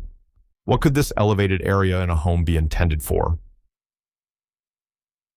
This elevated place within a house strongly resembles a hearth pad, a platform specifically designed and constructed for a freestanding wood-burning stove or a gas stove to sit upon. These pads are made from non-combustible materials, such as tile, stone, brick, slate, or specialized prefabricated hearthboard. Their primary and crucial purpose is to protect the underlying floor and nearby combustible walls from the intense heat radiated by the stove, as well as from any stray embers, sparks, or hot ashes that might escape during operation or refueling. Building codes in most regions mandate such hearth protection for freestanding heating stoves to prevent fires and ensure safety. The raised design not only enhances safety, but also often defines the stove's dedicated space within the room. A new house reveals a cabinet door with a somewhat unusual internal configuration, or it might be a very narrow cabinet itself. The finder is curious about what this specialized storage space is designed to hold. Its specific dimensions or internal fittings, not fully described here, likely point to a particular type of kitchen item. This cabinet door, or more accurately, a narrow cabinet unit, often featuring such a door, is specifically designed for the organized storage of baking trays, cookie sheets, cutting boards, muffin tins, cooling racks, and other large, flat kitchen items. These specialized storage cabinets are frequently located near the oven or main food preparation area for maximum convenience. Internally, they typically feature vertical dividers, slots, or a series of narrow compartments. This allows these flat items to be stored upright on their edges rather than being inefficiently stacked horizontally in a standard drawer or deep cabinet. This vertical storage method makes it much easier to see, access, and retrieve the desired item without having to unstack multiple heavy pans. Observed on sidewalks in Toronto, these concrete structures are attached to or integrated with a small wall. Their deliberate construction and placement suggest a specific urban design purpose rather than being accidental formations. What are these small, purpose-built concrete features? These small concrete structures found on sidewalks, especially if they incorporate angled surfaces, ledges, or curves, and are associated with low walls, are very likely designed as miniature skate park obstacles or skate spots. In an effort to manage how public spaces are used and to provide designated areas for recreational activities, urban planners or local communities sometimes integrate these small-scale skate-friendly features into sidewalks, plazas, or park areas. This can serve to attract skateboarders, BMX riders, inline skaters, or scooter users to specific locations, potentially deterring them from using other street furniture like benches, handrails, or planters for performing tricks. These features might include small ramps, grindable ledges, manual pads, or other elements common in skate park design, scaled down for a street setting. Acquired in the Netherlands, this large wooden table is dated to 1893 and is distinguished by the unusual feature of having 12 integrated bowls carved directly into its surface. This unique design element is quite striking and suggests a specific traditional use or origin. What is the history or specific type of this antique table with built-in bowls? This table, despite its 1893 date, which might indicate its manufacture, is identified as a copy or replica of a traditional French farm table, sometimes referred to as a mange debout, literally eat standing, though these were also used seated, or more descriptively, a dough trough table with integrated bowls. A reference image of a similar table, sharing identical markings in wood grain, confirms this stylistic attribution. Historically, such tables were common in French and other European farmhouses. The integrated bowls, carved directly into the thick wooden tabletop, could have served various purposes: for individual diners in a communal eating setting, for sorting harvested produce, for preparing food, or even as part of the bread-making process, kneading dough in a larger central trough with smaller bowls for ingredients. The built-in bowls are a hallmark of this rustic and highly functional antique furniture style. Discovered in a wooded area along the central coast of California, near what is believed to be an old wagon trail, is this corroded, half-buried, circular object made of iron. It measures approximately 12 to 14 inches across, and a magnet confirms its ferrous nature. The visible portion includes a lip, and there appear to be around 10 bolts or bolt heads arranged around its circumference. It's unclear from the partial excavation whether this is some kind of lid or if the metal structure continues further down into the dirt. What could this old bolted iron circle be? Given the description, circular, iron construction, presence of bolts, and its location near an old wagon trail, this object could have several potential identities. It might be the hub or a significant part of a wheel from an old, heavy wagon, a piece of agricultural machinery from a bygone era, or perhaps a cast iron implement. Another possibility is that it's a cover or access hatch for an old well, cistern, or a forgotten septic tank where bolts would secure the lid. It could also be a component from very old industrial equipment that was discarded in the area, or even a part of a large, old, wood-burning stove or boiler. The presence of numerous bolts strongly suggests it was designed to be securely fastened to another structure or to withstand pressure. Without further careful excavation and possibly expert examination, a definitive identification remains challenging. The suggestion to consider calling bomb disposal, while perhaps extreme, underscores the caution needed when dealing with unidentified, heavy, buried metal objects, especially if their nature is entirely unknown. This metal bracket, weighing approximately 3 pounds and measuring 12 inches by 5 inches, was discovered in a summer kitchen that was built in 1895. The bracket exhibits no visible writing or any moving parts. Its sturdy construction and specific, though unstated, shape hint at a utilitarian purpose related to farm or kitchen activities of that era. What is this robust metal bracket's intended function? This metal bracket is precisely identified as a milking machine cleaner bracket. In dairy farming operations, after each milking session, the components of the milking machine, such as the teat cups, claws, hoses, and sometimes buckets, must be meticulously cleaned and sanitized to maintain hygiene and prevent contamination. This type of sturdy bracket would be mounted on a wall, typically in the milk house or a dedicated cleaning area. It provided a convenient and organized place to hang the various parts of the milking machine assembly, allowing them to drain thoroughly and air dry after washing and rinsing. A reference post, as mentioned in the original solution, confirms this identification with a picture of a similar milking machine cleaner bracket, illustrating its specific design for holding these dairy equipment parts. Electronic device is characterized by 6 or 7 large buttons and a screen that was observed, displaying what appeared to be text. A cable connects the device to headphones, and crucially, it was seen functioning without an internet connection while being used underground, e.g. on a subway. What is this portable, self-contained electronic music creation device? This device is definitively identified as a DirtyWave M8 tracker. The M8 is a highly regarded and powerful portable handheld music production device that has gained a dedicated following among electronic musicians.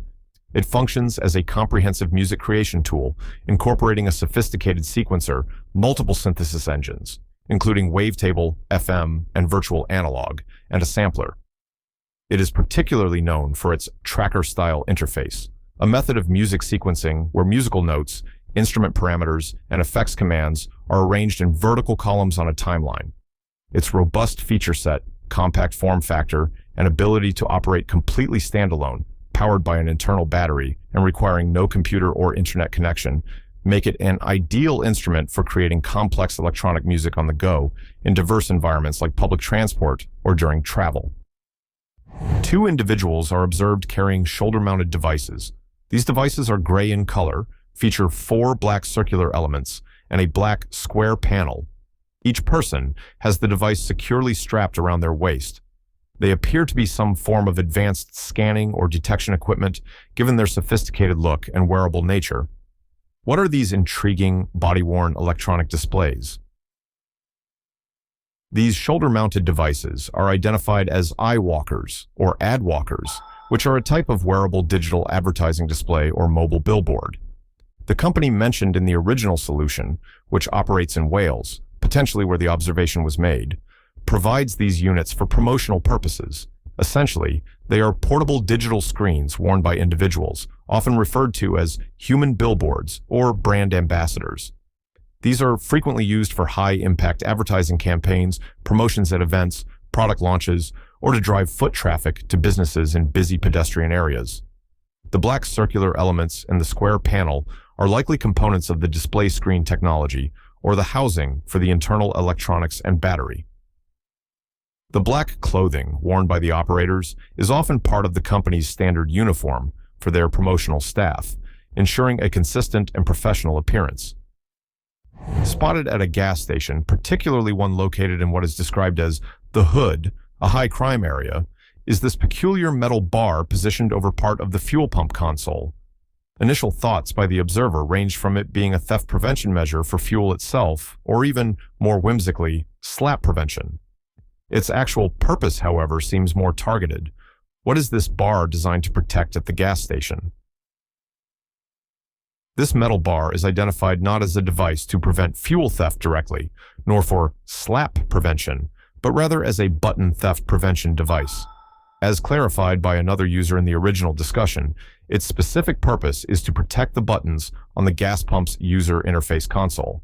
These buttons, which customers use for grade selection, regular, premium, etc., payment options, or requesting assistance, can unfortunately be targets for theft or vandalism, especially in areas prone to such activities. The individual buttons can be pried off and may have some small resale value or be stolen for other nefarious purposes. The sturdy metal bar acts as a physical barrier, making it significantly more difficult for would-be thieves or vandals to access, damage, or remove the underlying buttons, thus reducing maintenance costs and ensuring the pump remains operational. This small metallic clip was eventually extracted from a lady's gastrointestinal tract, specifically from just before the ileocecal valve, after causing early-stage sepsis and requiring a week-long hospital stay. The clip had been observed internally for a few months prior to its removal. The question posed is whether this clip is related to medical technology, telecommunications technology, or even tailoring technology. What is the origin and purpose of this problematic internal metallic clip? This metallic clip is definitively identified as an endoclip, which is a specialized medical device deployed endoscopically. Endoclips are small, biocompatible metal clips used by doctors during endoscopic procedures such as colonoscopies, gastroscopies, or other internal examinations. They serve various critical functions. They can be used to achieve hemostasis, stop bleeding, from small vessels or ulcers, to close perforations or biopsy sites in the gastrointestinal wall, or to mark a specific lesion or area for future surgical intervention or targeted radiation therapy.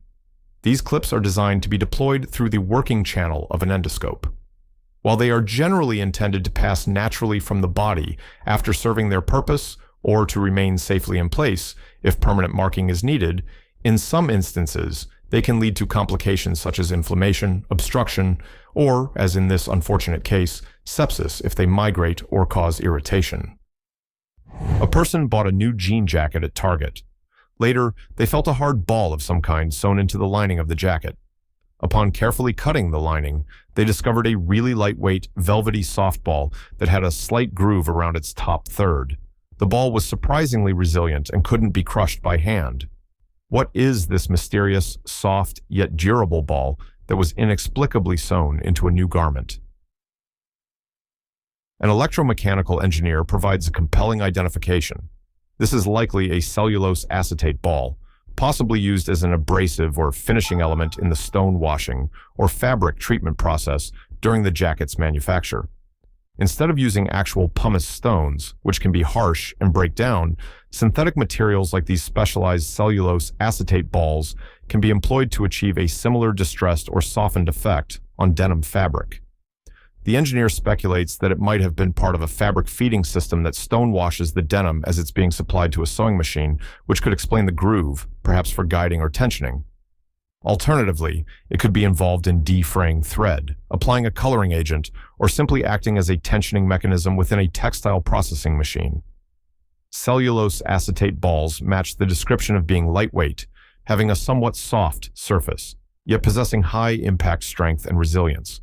It was likely an accidental inclusion during the manufacturing process. Found while cleaning out an old house, this heavy metal cone-shaped object features some sort of measuring or calibration markings on its surface and has threads on its inside. The bottom half of the object appears to have been buried at some point, as indicated by its rusted and decayed state. The entire object is made of metal. What is this conical threaded metal device, likely of military origin? This heavy metal cone-shaped object with internal threads and external markings is identified as an artillery shell detonator, or more precisely, a fuse. A fuse is a critical component of explosive ordnance, such as artillery shells, bombs, or mortars. It is the device that initiates the main explosive charge of the projectile at the desired time or upon impact. Fuses are typically conical or cylindrical in shape, are robustly constructed from metal, and are designed to be screwed into the nose, or, in some cases, the base of the shell. The markings on its surface would likely relate to its type, timing settings for time fuses, or manufacturing lot. Finding such an item is potentially extremely dangerous, as old military ordnance can be highly unstable and may still contain explosive material. It should never be handled, and the authorities, police or bomb disposal unit, should be contacted immediately. Observed along the facade of a building in San Francisco are approximately 20 of these distinctive red metal mesh curves. They resemble ramps or stylized awnings. The finder is curious whether these are primarily a decorative architectural choice, if they are related to managing wind flow around the building, or if they serve some other specific functional or aesthetic purpose.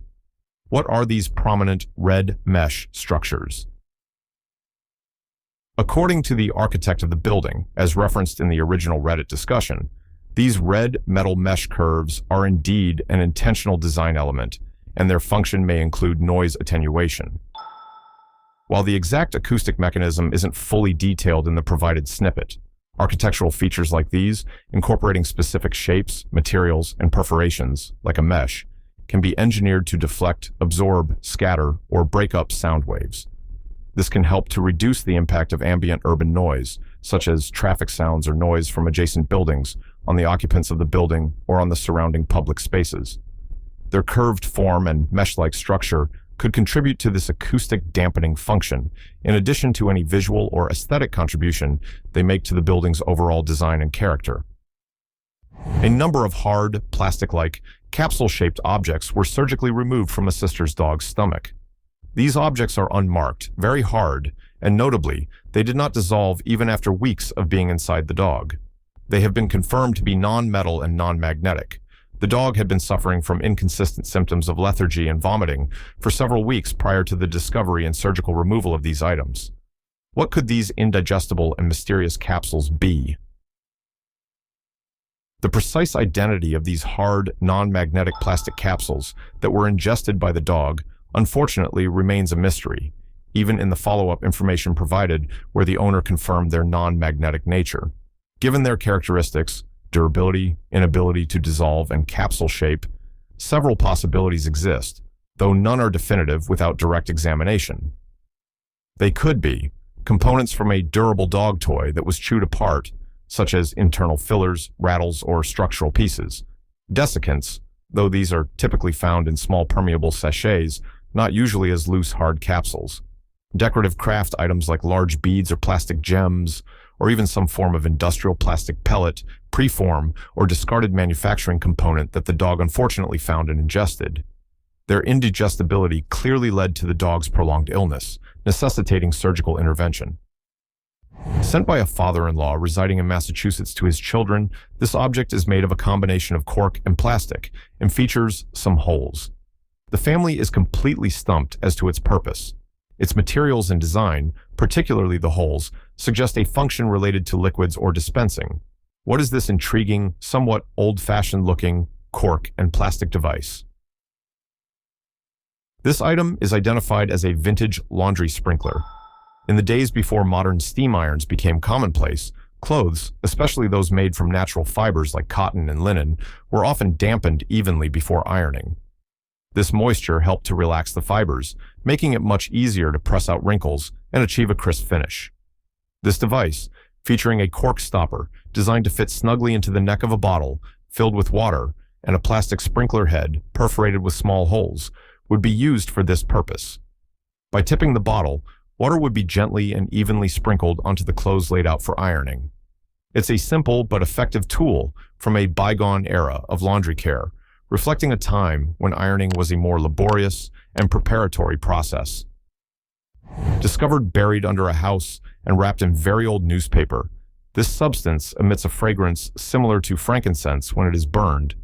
It has an appearance resembling dried tree sap, or perhaps even a precursor to amber. Given its aromatic properties when heated and its resinous appearance, what is this intriguing preserved material?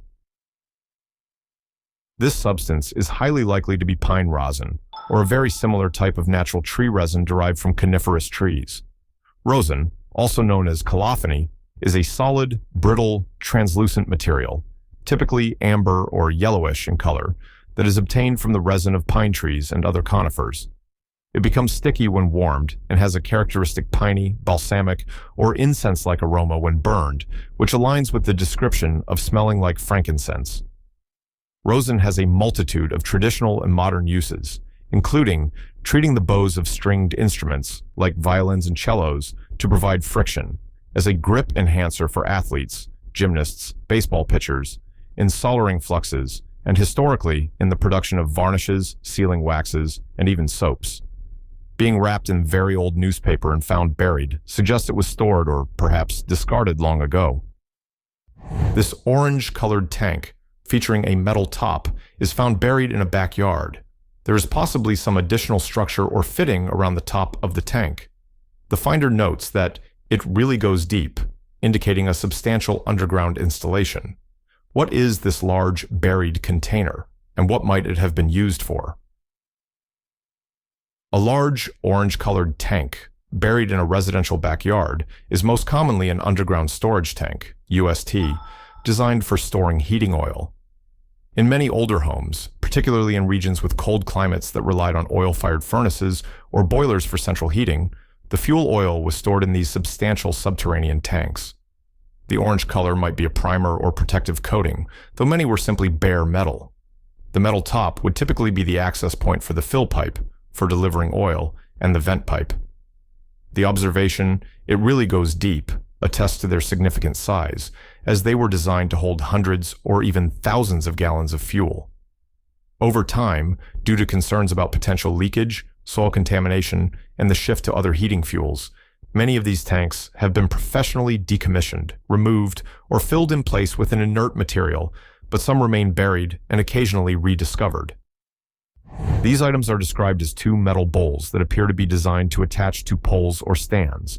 Their shape and the context, though not fully detailed here, suggest they might be elaborate serving dishes for a specific type of food. What could these clampable metal bowls be? One compelling interpretation, focusing on the unique shape that might resemble a large natural shell, is that this, or these, is a large oyster shell itself, or a metal dish shaped like one, intended for an elegant presentation of iced oysters. In such a serving arrangement, crushed ice would fill the shell, and fresh oysters would be nestled on top. The description of a little crater volcano thing in the center suggests a built-in receptacle or depression designed to hold a small dish containing cocktail sauce, mignonette, lemon wedges, or other common oyster garnishes. The clamps or attachment points would be for securing this elaborate serving vessel to a custom-made base, stand, or perhaps even a tiered serving structure, as its natural or stylized shape might make it unstable on a flat surface. This would be a rather sophisticated piece for upscale seafood service. A girlfriend's house has a curious feature, a small panel located next to the basement door. This panel illuminates whenever the light in the basement is switched on. What is the straightforward, practical purpose of this simple indicator light system? The purpose of this illuminated panel is quite utilitarian and common in older homes or houses, with remote or infrequently visited areas like basements or attics. It serves as a basement light indicator. Basements are often out of the main line of sight, and it's very easy for occupants to forget to turn off the light after leaving the area, leading to wasted electricity. This remote indicator panel, strategically placed in a highly visible location such as next to the basement door on the main floor, provides an immediate and clear visual cue that the basement light has been left on. This simple reminder encourages occupants to switch off the light when it's no longer needed, thereby helping to conserve energy and reduce electricity bills. It's a practical solution to a common oversight. Unexpectedly thrown into a garden, this item consists of a piece of pink modeling clay or a substance with a similar malleable consistency, which is wrapped around a metallic, bullet-shaped object. The combination of a dense metal core and a pliable outer material suggests a specific, possibly composite, tool or piece of equipment. What is this unusual assemblage of clay and metal? This object is identified as a lead or tungsten worm weight, a common piece of fishing tackle, which has been wrapped in angler's indicator putty. Worm weights are typically bullet-shaped and made of dense metal, traditionally lead, now often tungsten for environmental reasons. They are threaded onto a fishing line above a soft plastic worm lure or other similar bait. Their purpose is to help the bait sink to the desired depth and to provide casting weight. Indicator putty is a brightly colored, highly visible, and malleable putty that anglers sometimes wrap around their line, float, or weight. It acts as a visual strike indicator, making it much easier to detect subtle bites from fish, especially when fishing in murky water, low light conditions, or at a significant distance. The pink clay is this indicator putty. Attached to a dolly and deliberately pointed into a parent's yard, this device emits a very loud alarm that sounds twice a day for a duration of 10 minutes each time. The affected neighbors are understandably distressed and are wondering if this is a deliberate act of psychological warfare. What is this loud, regularly scheduled alarming device likely to be? This device is most likely an ultrasonic or audible bird repellent alarm, or a more general-purpose pest deterrent system that is being misused or is malfunctioning, causing distress to neighbors. Some homeowners employ such devices, which emit loud noises or high-frequency sounds, in an attempt to keep birds out of fruit trees, gardens, or off structures. The fact that it goes off at exact times, 8 a.m. and 4 p.m. in the original example, could relate to a timer setting intended to coincide with periods of high bird activity, or it might even be an industrial alarm, like those used for shift changes or work alerts, that has been repurposed. While its primary intended function is likely pest or bird scaring, its current deployment and impact on the neighbors certainly borders on nuisance, regardless of the owner's original intent. Affixed to the side of a neighbor's house, this black box features a blinking blue light. Crucially, it is oriented in such a way that it faces directly into the finder's back deck and lounge room, raising significant privacy concerns, especially as they have young children. The device is situated near the neighbor's air conditioning system, but is a more recent addition. The finder's partner speculates it might be a noise monitor intended to track their puppy, which has been barking frequently at night. What is this device? This black box with a blinking blue light strongly resembles a Blink Mini indoor-outdoor security camera or a similar compact Wi-Fi-enabled surveillance camera. Many such cameras, including the Blink Mini, feature a blue LED light that indicates when the camera is actively recording, streaming, or has detected motion, though this indicator can sometimes be disabled in the device's settings. These cameras typically record video when they sense movement and often possess night vision capabilities for recording in low-light conditions. If the camera is indeed pointed towards the finder's private property, particularly areas like a deck or lounge room, it constitutes a serious privacy concern. While the neighbor might intend it for their own security, its current orientation is problematic and warrants a discussion or further investigation.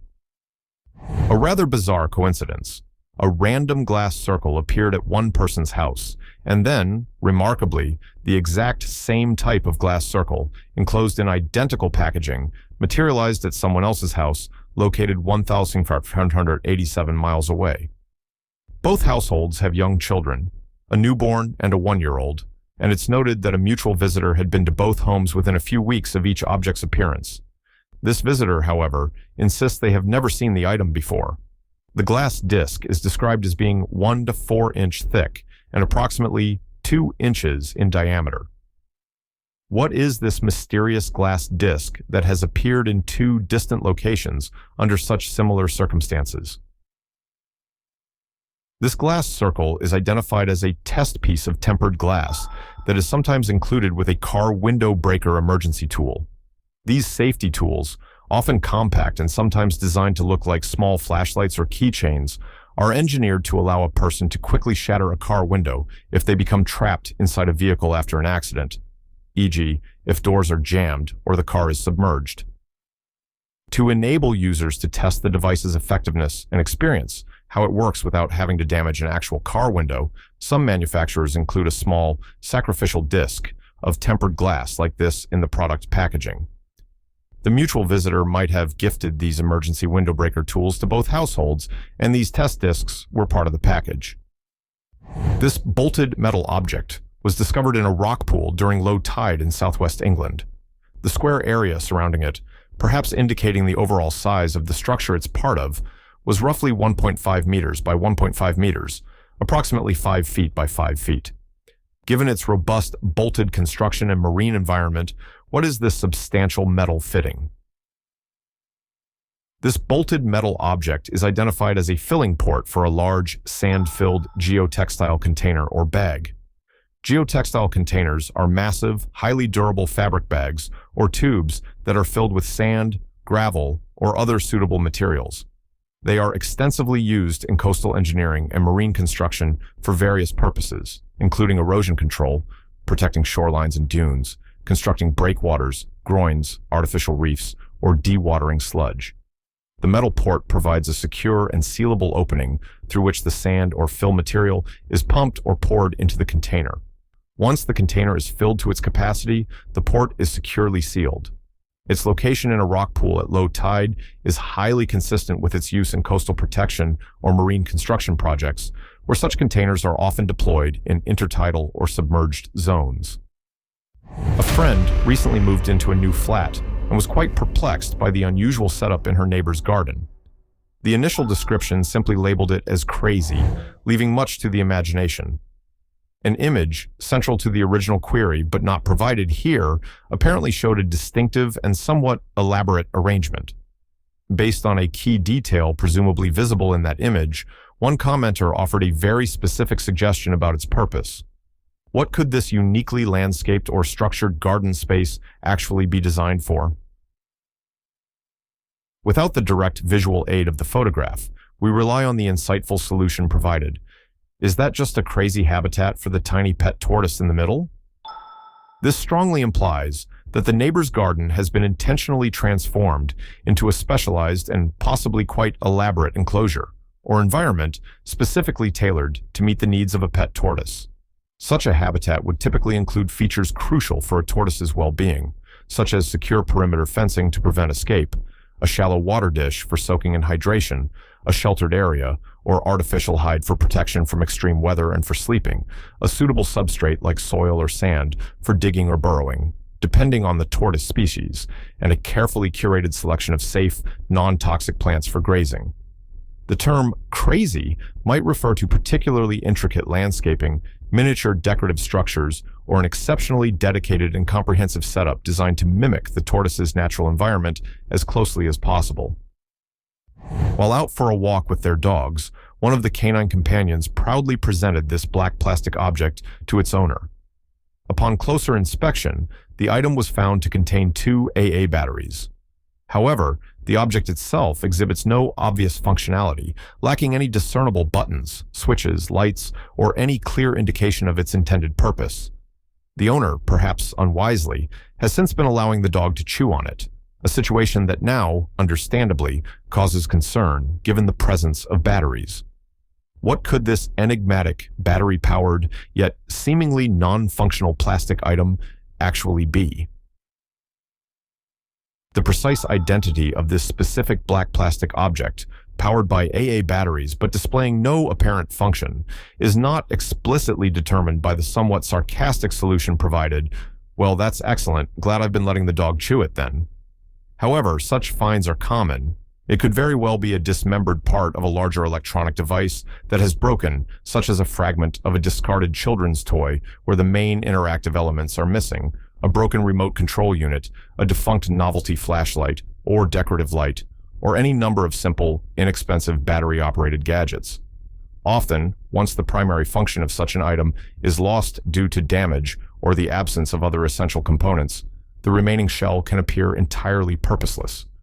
The paramount concern in this scenario is undoubtedly the safety of the dog, as chewing on items containing batteries can lead to the ingestion of caustic and harmful chemicals or pose a choking hazard. During a visit to a beach in the popular tourist destination of Naples, Florida, an individual had an unfortunate and startling encounter. They were bitten by a lizard. An identification of the species involved is now sought, presumably to understand more about the creature and any potential concerns related to the bite. What species of lizard, commonly found in this South Florida region, might exhibit such defensive behavior if disturbed or threatened?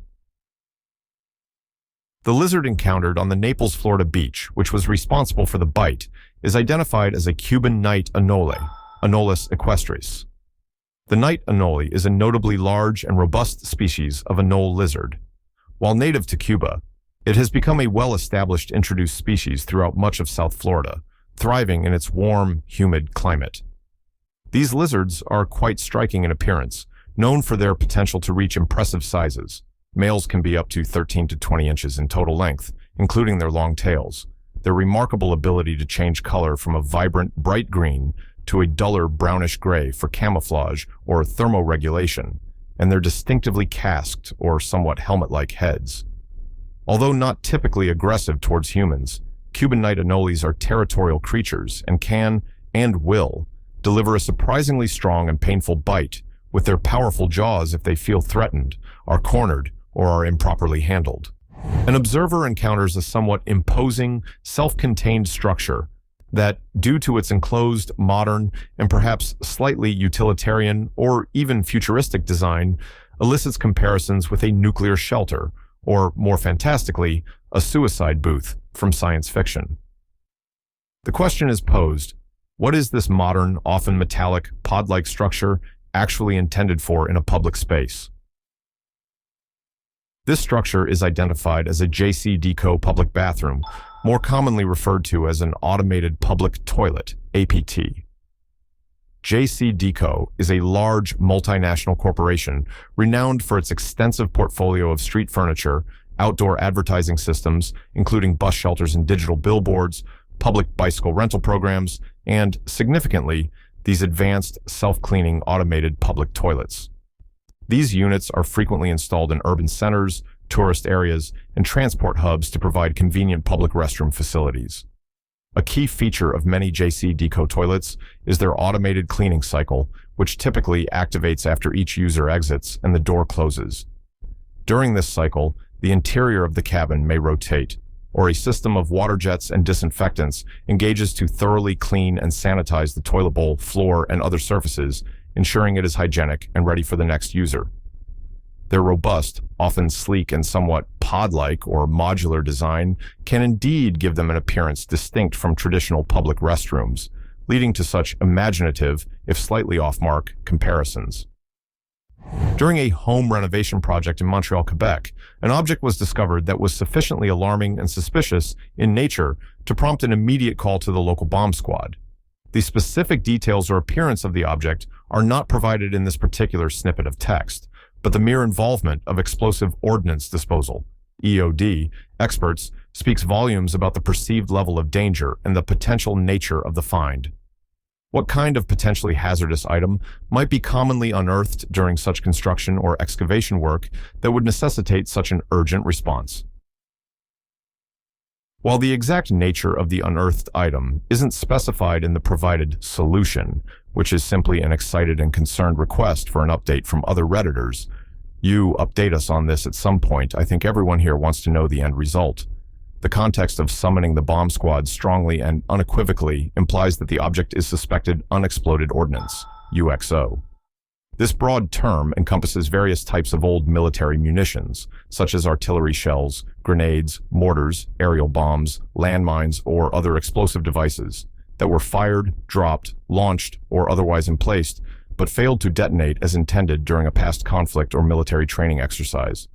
Renovation projects, construction work, and excavations, particularly in older urban areas or regions with a history of military activity, like former battlefields or training ranges, can sometimes unearth these dangerous historical relics. Such items can remain volatile and extremely hazardous for many decades, even centuries, necessitating expert handling, assessment, and disposal by specialized EOD or bomb squad personnel to prevent accidental detonation and potential casualties. Discovered by a hiker while trekking in the Alps, this object is described as a weird, screw-looking thing. It is made of metal and appears to be robustly constructed, suggesting a mechanical or possibly military origin, rather than being a simple common fastener. Given the historical context of the Alps as a region that has seen significant military activity and conflicts over the centuries, what could this precisely engineered metal item be? This weird screw-looking thing, found by a hiker in the Alps, is identified as a time delay fuse, a critical and sophisticated component from an artillery shell or a tank shell. A fuse is an intricate mechanical or electronic device designed to initiate the detonation of the main explosive charge contained within a projectile, such as an artillery round or a bomb. Time delay fuses are specifically engineered to cause the shell to explode a predetermined and precisely set amount of time after it has been fired from the weapon, rather than detonating immediately upon impact with the target. This capability provides various tactical advantages, such as achieving airbursts, where the shell detonates above the target to shower a wide area with shrapnel, or allowing the shell to penetrate a hardened target or structure before exploding inside. These fuses are precision-engineered components of military ammunition. Finding one, especially in a region like the Alps, which has been the site of past military conflicts and training exercises, can be extremely dangerous, as it might still contain sensitive explosive elements or be unstable due to age and exposure. Such items should never be handled, and their discovery should be reported immediately to local authorities or police. An individual possesses an item that their father refers to simply as his brass knuckles. However, upon closer and more considered examination, taking into account the presence of an engraving and a distinct slot, presumably for a blade, the finder has come to suspect that it could actually be the grip component from a World War I era trench knife. They are seeking opinions on this potential identification. What are the thoughts on this intriguing, weapon-like artifact? The finder's suspicion is decisively confirmed with the succinct response, exactly what it is. This item is indeed the handguard and grip portion from a World War I trench knife. Trench knives from that brutal conflict were specifically designed for the grim realities of close-quarters combat in the trenches, and many designs, particularly American models like the M1917 or M1918 knuckle duster knives, famously incorporated a robust brass knuckle-style handguard directly into the grip. This feature served a dual purpose. It protected the user's hand during combat and also provided an additional blunt force impact weapon. The prominent slot observed would have been where the knife's steel blade was originally mounted. Engravings were sometimes present either as manufacturer's marks, unit designations, or occasionally personalizations by the soldier. Many such grips exist today as military collectibles, sometimes having been separated from their original blades over the decades or sold as surplus components after the war. Received as a gift, or perhaps as a family heirloom from a grandfather, this very heavy object has the distinct appearance of a mortar shell. The finder is presumably, and quite rightly, concerned about its safety and is seeking confirmation of its identity and the potential hazard it might pose. What is this heavy, projectile-like object that has been kept as a souvenir? This item was tragically and alarmingly confirmed to be a live, armed mortar shell. The crucial update provided in the original Reddit thread reveals the extreme and immediate danger the finder was unknowingly in. Update: the bomb was armed. The Swedish bomb squad has taken care of it. Thanks to every single one of you for warning me. You possibly saved my life. Ashore, pictures of the police. This stark incident powerfully underscores the critical importance of never handling, tampering with, or keeping suspected military ordnance as souvenirs. Mortar shells are explosive projectiles designed to be fired from a mortar tube and are engineered to detonate on impact or via a fuse mechanism. old military munitions, even those that appear inert or have been kept for decades, can remain highly volatile and extremely dangerous. If such an item is ever found or inherited, it should not be touched or moved under any circumstances. The local police or a specialized bomb disposal unit must be contacted immediately to ensure its safe assessment and professional disposal. Discovered embedded within a wall during the renovation of a 100-year-old home, these are clearly identifiable as glass goggles. Their age, inferred from the age of the house, and their location suggest they were likely used by workers during the original construction of the home, or perhaps during subsequent modifications or repairs in a bygone era. What was the probable purpose of these antique protective eyewear? These are identified as old safety goggles, likely with their original elastic or leather strap having disintegrated or been removed over time. Given their discovery concealed within the wall of such an old house, they were almost certainly used by craftsmen, laborers, or tradesmen for eye protection during various construction or repair tasks that were common in that period. Specific activities could have included hazardous work like brazing or soldering plumbing pipes, which produces intense light, molten metal spatter, and sparks, grinding metal components, chipping stone or mortar during masonry work, extensive woodworking that generated significant sawdust and debris, or other industrial or building tasks that posed a risk of eye injury from flying particles, dust, or intense light. Early safety goggles often featured robust glass lenses set into simple but durable frames made of metal, leather, or bakelite, providing essential eye protection for workers in a multitude of trades before the advent of more modern materials and sophisticated goggle designs. A rather peculiar belt-driven contraption is observed to be attached to the rear wheel of a Chevrolet Bolt, which is notably an all-electric vehicle, EV. The device itself bears a strong resemblance to a standard automotive alternator, a component typically found in vehicles with internal combustion engines. What is this device, and what could possibly be the rationale behind such an unusual and seemingly counterintuitive modification to an electric car? The device indeed looks very much like an automotive alternator. An alternator, in a conventional gasoline or diesel vehicle, is driven by the engine via a belt, and its primary function is to generate electricity to charge the car's 12-volt battery and to power the vehicle's various electrical systems while the engine is running. However, its application to the driven wheel of an all-electric vehicle like a Chevy Bolt, presumably with the misguided intention of recharging the EV's main high-voltage traction battery as the car moves, is fundamentally flawed. The commenter correctly and astutely notes that anyone doing this with the idea that they're going to extend range or generate more energy lacks an understanding of how these things work. Trying to use an alternator, which itself consumes energy to operate due to friction and electromagnetic drag, driven by the vehicle's own motion via the wheel, to then recharge its primary batteries, would inevitably result in a net energy loss. This is due to inherent mechanical and electrical inefficiencies in the system, friction in bearings, belt slippage, heat loss in wiring, and energy conversion losses, essentially attempting to violate the second law of thermodynamics. It represents an ill-conceived and ultimately futile attempt at creating a perpetual motion machine or a misguided effort to extend the EV's driving range. Within a newly opened pack of No. 7 Special cigarettes, peculiar odd yellow, seemingly liquid-filled, or at least translucent and shiny balls were discovered. These were found embedded directly among the tobacco shreds rather than being contained within the cigarette's filter itself. These spheres are described as being definitively not menthol capsules, as they are very hard and cannot be broken or crushed with finger pressure. What could these small, resilient yellow balls incorporated into the cigarettes be?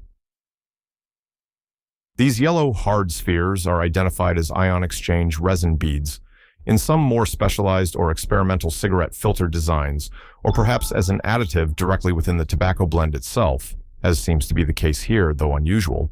These tiny beads are incorporated with the claimed intention of selectively removing certain harmful chemical components from the tobacco smoke as it is drawn through the cigarette during inhalation. Ion exchange resins are specialized polymers that are designed to exchange particular ions with other ions present in a solution or gas that passes through or over them. In the context of cigarette smoke, which is a complex aerosol containing thousands of chemicals, These resins might be targeted to absorb or chemically react with specific toxic compounds such as hydrogen cyanide, various aldehydes, or certain heavy metal ions, thereby theoretically reducing the smoker's intake of these harmful substances. Their presence directly within the tobacco portion, rather than being concentrated in a dedicated filter section, is atypical, but still points towards an attempt by the manufacturer at an enhanced or targeted filtration of the smoke. A friend of the Inquirer observed an unidentified aquatic creature swimming and was curious about its species. The image, which is not provided in this text snippet, but would have been crucial for the original identification on Reddit, would depict a fish-like animal exhibiting particular physical characteristics. Based on the solution, what marine creature was likely spotted? Based on the provided and rather cheerful solution, shovel-nose ray, the creature observed swimming is identified as a shovel-nose ray, more commonly and accurately known in ichthyology as a shovel-nose guitarfish, belonging to the genus Rhinobatos, or similar genera within the Rhinobatidae family. These are a fascinating group of cartilaginous fish. They possess a unique body form that shares characteristics with both sharks, exhibiting a shark-like tail and dorsal fins, and rays, having a generally flattened body and large pectoral fins that are fused to the sides of the head, resembling wings. Their most distinctive and namesake feature is their elongated, flattened, and broadly rounded or shovel-shaped snout, which they use to probe sandy or muddy bottoms for prey. Shovel-nosed guitarfish are typically bottom-dwelling inhabitants of warm temperate and tropical coastal marine waters worldwide, often found in shallow, sandy, or muddy habitats like bays and estuaries, where they feed primarily on small fish, crustaceans, mollusks, and other benthic invertebrates. These cryptic symbols or sigils were drawn, apparently overnight, at an apartment complex. They appeared on both a garage door and the front door belonging to the same residence, suggesting a targeted act. The sudden and deliberate appearance of these specific markings indicates a clear intention on the part of the perpetrator. What do these symbols, likely drawn from occult or folk magic traditions, signify? These drawn symbols are identified as types of magical wards or sigils, intended to invoke supernatural effects. According to the information provided in the original solution, the symbol on the right is suggested to be a form of protection ward. Such wards are traditionally designed and employed to safeguard a location, such as a home or property, or its occupants from harm, negative energies, evil spirits, or misfortune. Conversely, the first symbol, located on the left, is identified, based on information from a referenced website, as a banishment ward. Banishment wards are specifically intended to repel, drive away, cast out, or prevent the entry of unwanted entities, spirits, negative influences, or even specific individuals. Wards are symbols, inscriptions, or sometimes objects believed to possess inherent magical powers or to act as conduits for invoking supernatural aid or protection. Their appearance in this context clearly indicates that someone is attempting to apply occult or folk magic practices, either for what they perceive as the protection of the residents or, more ominously, as a magically charged act directed against them, for reasons that remain unknown to the observers. While rewatching the acclaimed and historically detailed World War II miniseries Band of Brothers, a recurring visual detail is observed among the American paratroopers. Many soldiers have a specific, somewhat bulky item strapped to the outside of their helmets. This piece of gear appears to be standard issue and is prominently and consistently displayed across different characters and scenes. What is this commonly carried item that soldiers in the series frequently have attached to their helmets for quick access? The items strapped to the soldiers' helmets in the Band of Brothers miniseries are identified as field dressings. A field dressing is a pre-packaged, sterile wound dressing, typically consisting of a thick, absorbent gauze pad attached to a roll of conforming bandage. These were standard issue for soldiers in World War II and many other conflicts, and were designed for the immediate emergency treatment of battlefield injuries, primarily to control severe bleeding by direct pressure, and to cover and protect open wounds to prevent infection until more comprehensive medical attention could be provided by a medic or at an aid station.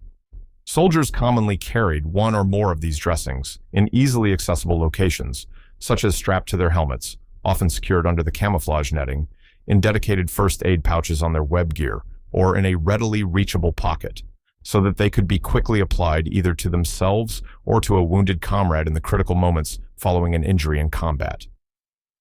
Discovered at the side of a house, this electronic device, with its visible wires and potential connection points, has immediately raised suspicions of covert surveillance or eavesdropping. The finder is understandably curious about its exact nature, and is even considering how its functionality might be tested, though caution is advised. What is this suspicious electronic item, and what does its presence potentially imply?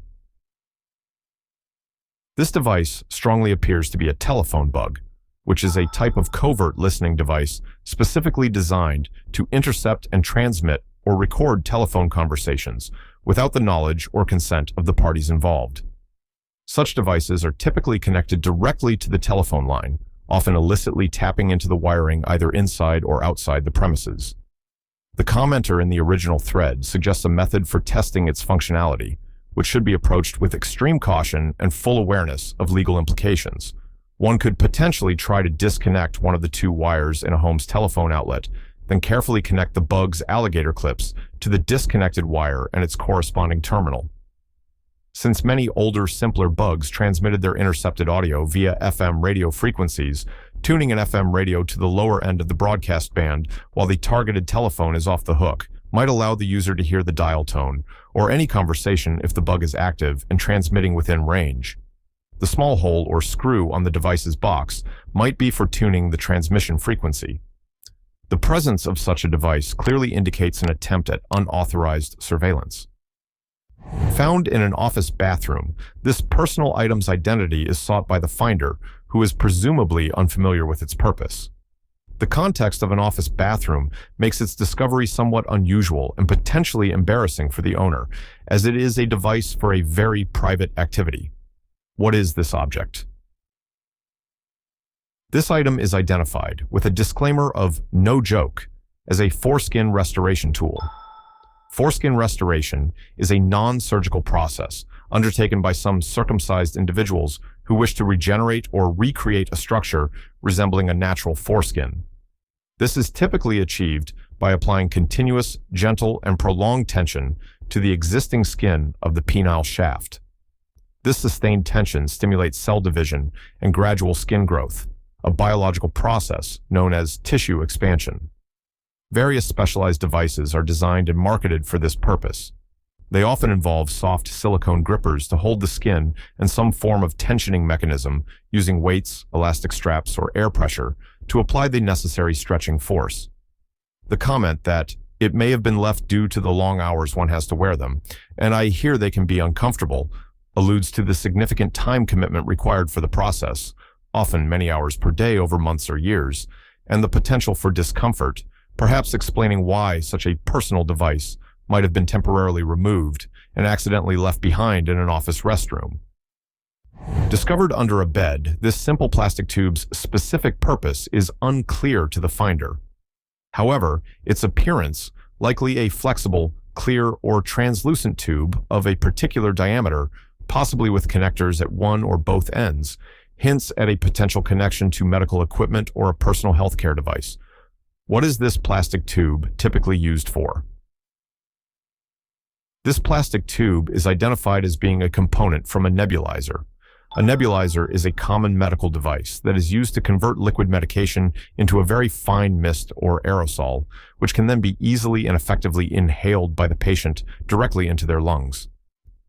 Nebulizers are frequently prescribed by doctors for the treatment of a variety of respiratory conditions, including asthma, chronic obstructive pulmonary disease, COPD, cystic fibrosis, bronchitis, and other lung ailments that benefit from targeted medication delivery to the airways.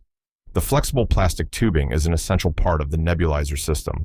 It connects the nebulizer machine itself, which usually contains an air compressor or an ultrasonic vibrating element, to the medication cup, where the liquid medicine is placed, and then from the medication cup to a mouthpiece or a face mask, through which the patient inhales the therapeutic aerosolized medication. Finding a piece of nebulizer tubing under a bed suggests that someone in the household uses or has recently used this type of medical device for respiratory treatment. An observer encounters a vehicle displaying a license plate that is clearly not a standard government-issued registration plate. It appears to be homemade, customized, or otherwise unofficial, prompting the question, is this a "I dare you to make me pay license fees" protest? What is the actual significance and ideological basis behind such a non-compliant and unusual license plate? This type of non-standard, often self-created license plate is identified as sovereign citizen stuff, indicative of adherence to the sovereign citizen movement.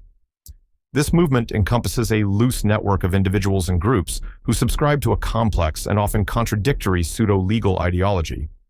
Adherents generally believe that they are sovereign individuals, answerable only to their particular interpretation of common law or a highly selective reading of constitutional law, and are therefore not subject to the statutes, regulations, or legal proceedings of federal, state, or local governments, which they often deem illegitimate. As a manifestation of this belief system, they frequently reject civic obligations such as paying taxes, registering their vehicles, or possessing official driver's licenses.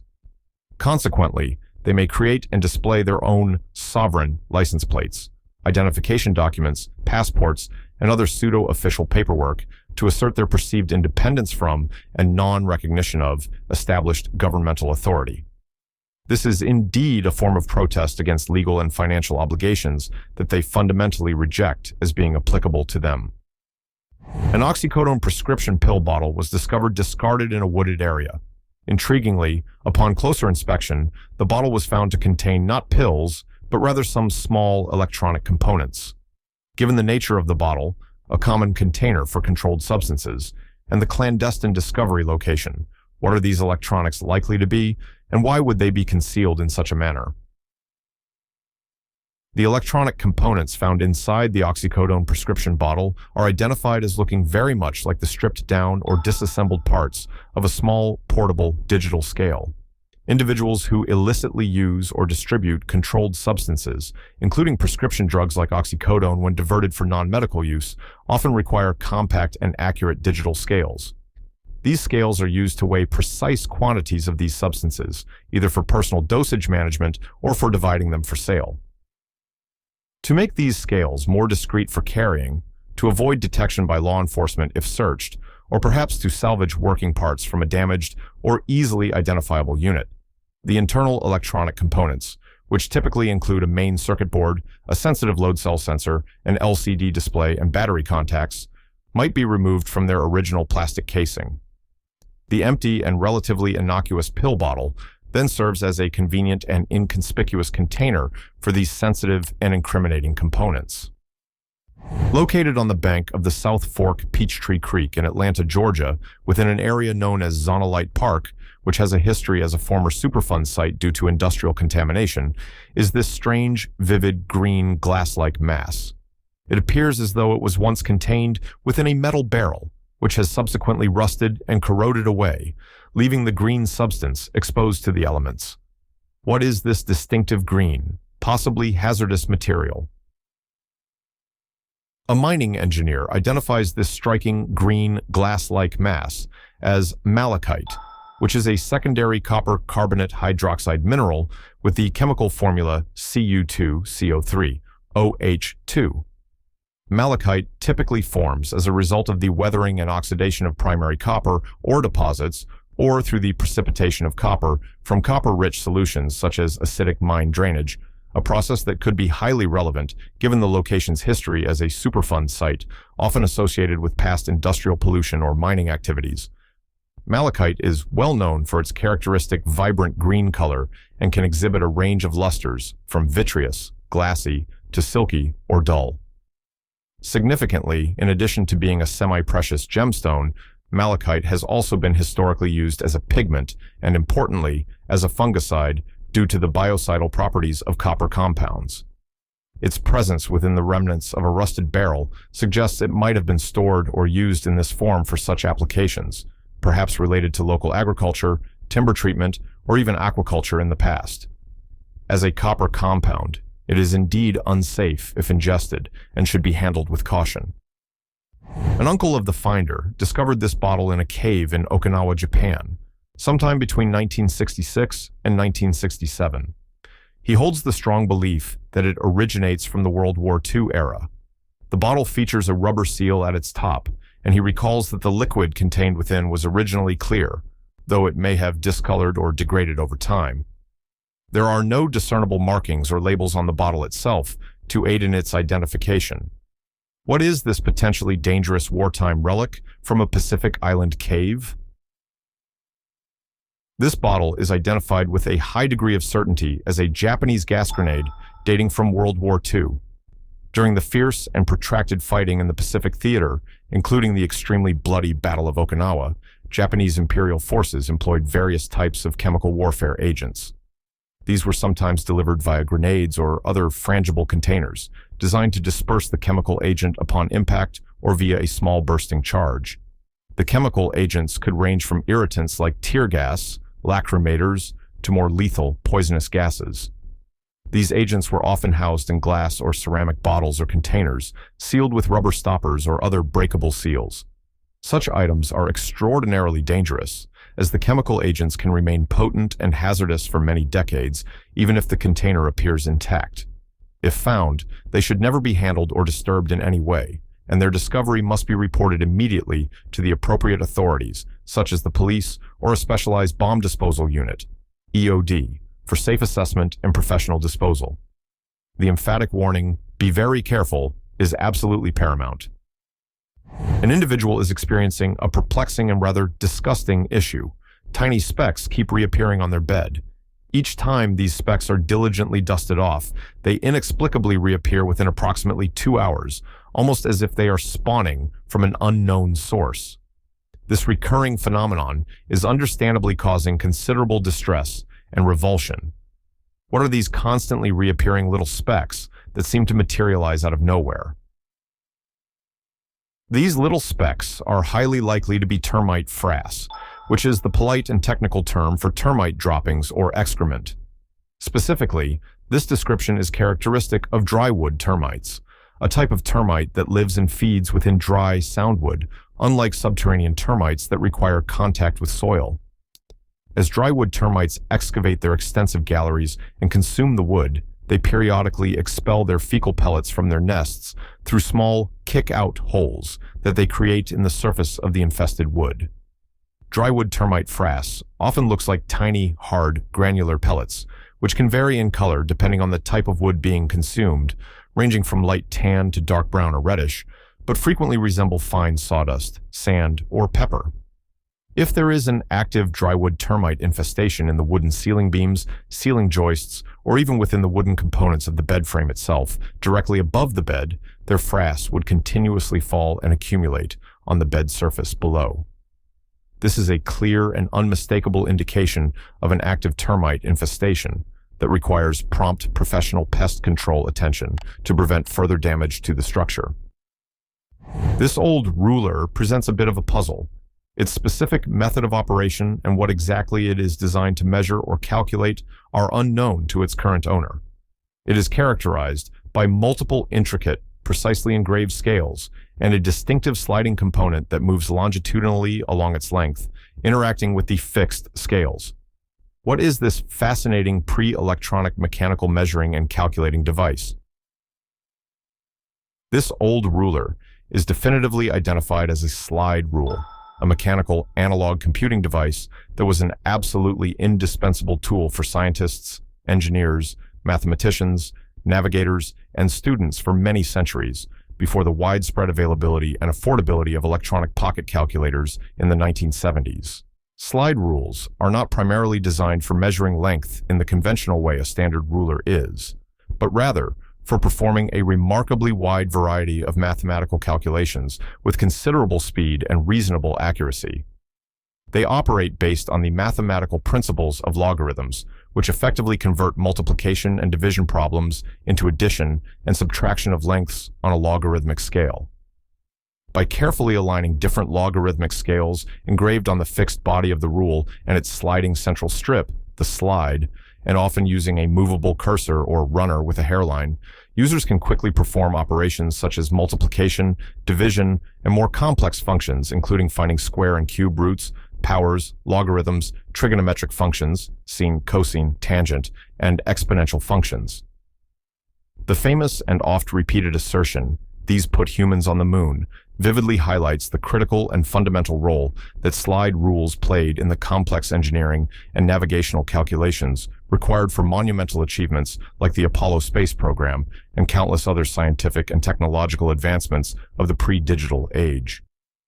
An unusual and somewhat perplexing sight is encountered in what appears to be the meat section of a Chinese or possibly another Asian supermarket. A simple bowl filled with Coca-Cola, placed in proximity to raw meat products.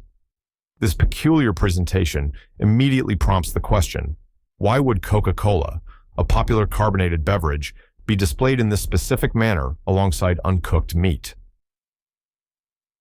The most plausible and widely accepted explanation for Coca-Cola being presented in a bowl next to meat in a supermarket setting is its intended use as a key ingredient in a meat marinade. Coca-Cola, perhaps surprisingly to some, is a relatively popular component in various marinades and braising liquids across several distinct culinary traditions.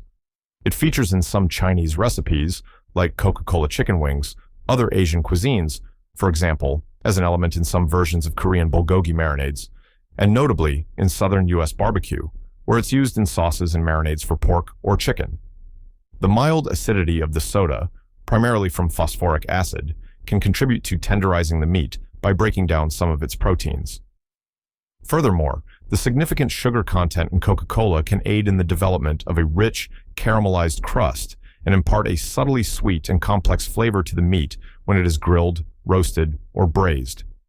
The supermarket in question might be proactively offering the Coca-Cola as a convenient pairing suggestion for certain cuts of meat, and the bowl could even be intended as a small, perhaps disposable, marinating dish provided for customer convenience, thereby implying a ready-to-marinate or recipe suggestion concept.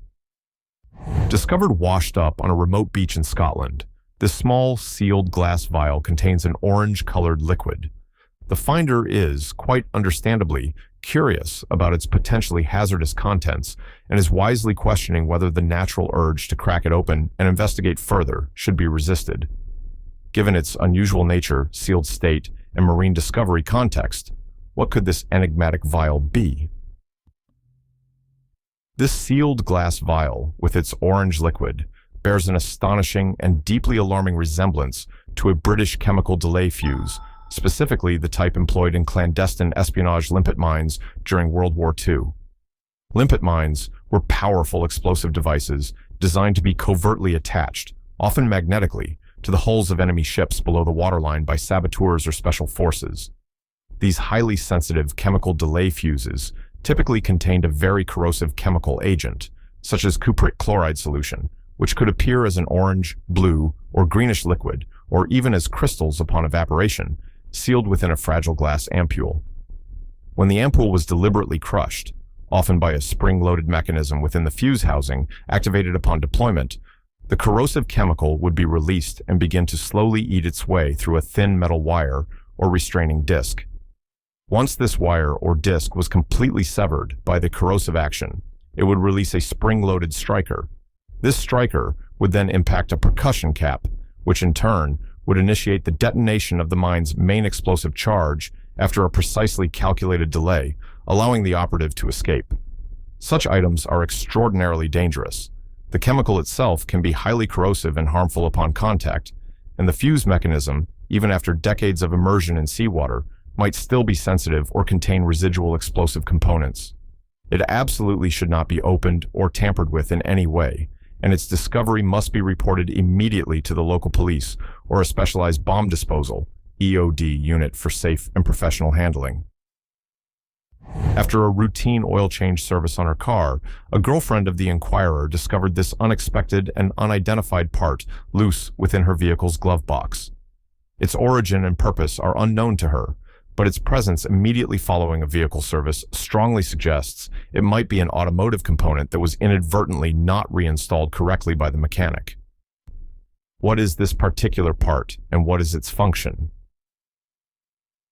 This automotive component is identified as a glove box damper, A glove box damper is a small, often plastic-bodied, hydraulic or spring-loaded mechanical device that is typically attached to both the glove box door and the vehicle's dashboard or the glove box housing structure.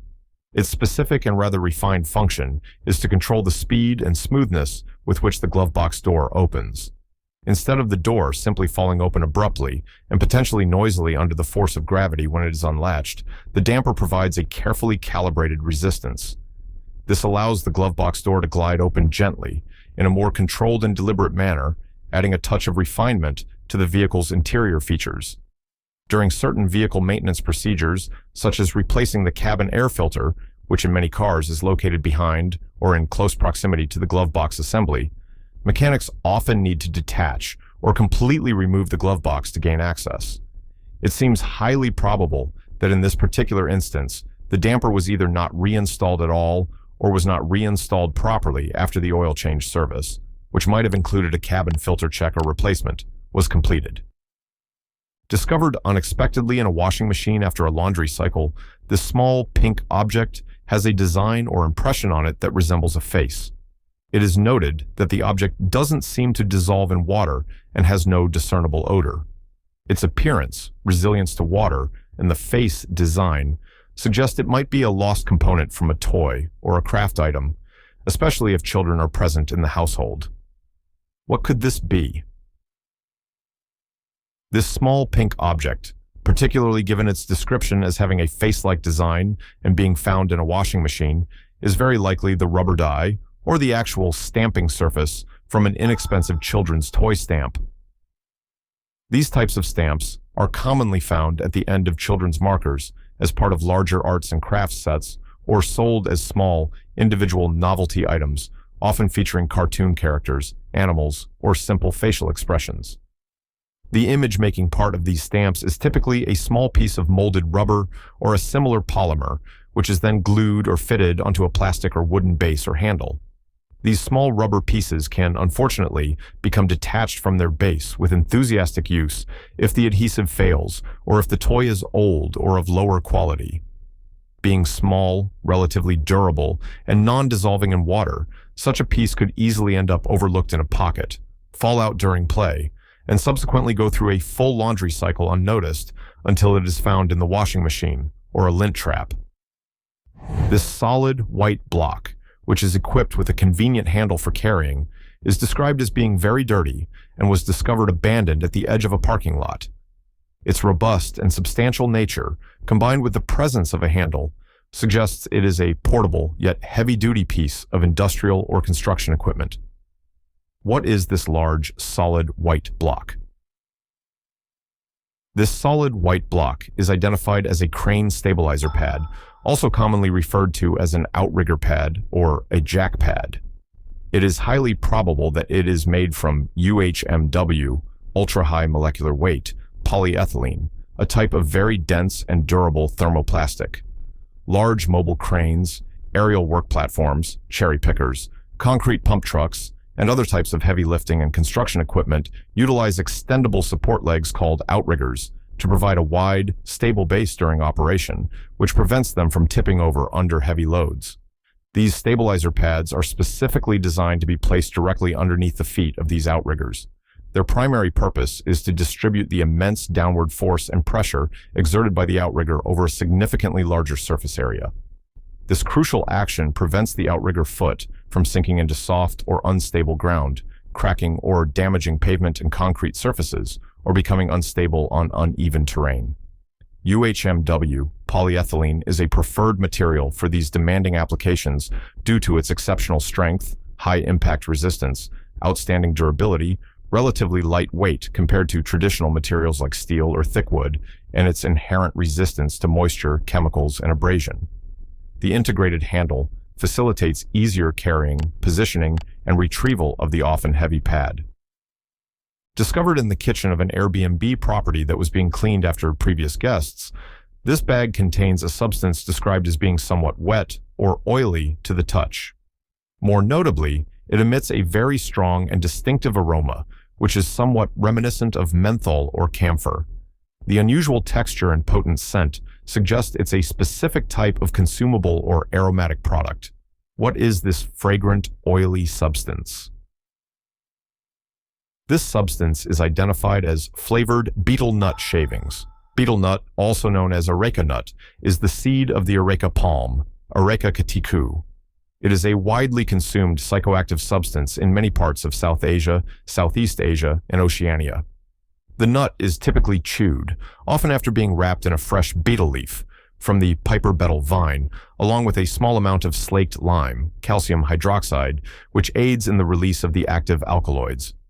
Sometimes, tobacco or a variety of spices and flavorings are also added to the quid. This practice, known as betel quid chewing, is used as a mild stimulant, a digestive aid, and a traditional mouth freshener.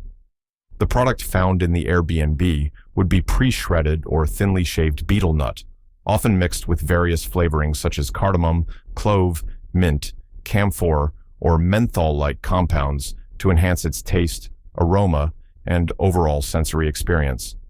The oily or wet texture could be due to the natural oils present in the nut itself, or from the added liquid flavoring ingredients. Found on the approach road leading into an airport, this object is described as being approximately 3 feet in length, constructed of solid metal and appearing to be very heavy.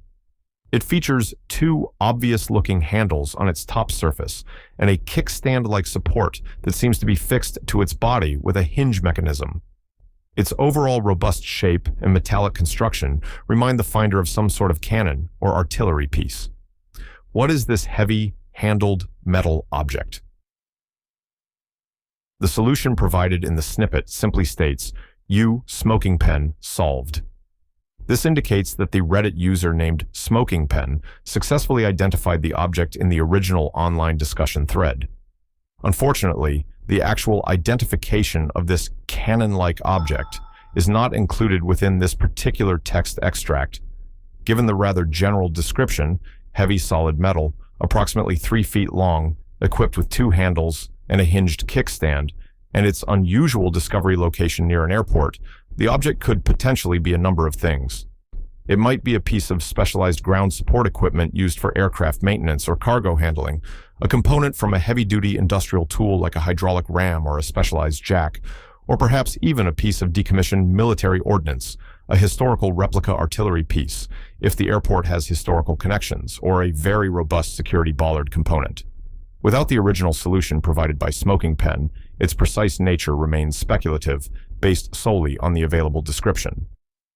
An image, which is not provided in this text snippet but would have been part of the original Reddit post, apparently shows a fish that has some form of strange writing or marking on its body. The question posed is, what is this marking or attached item on the fish, and what is its purpose?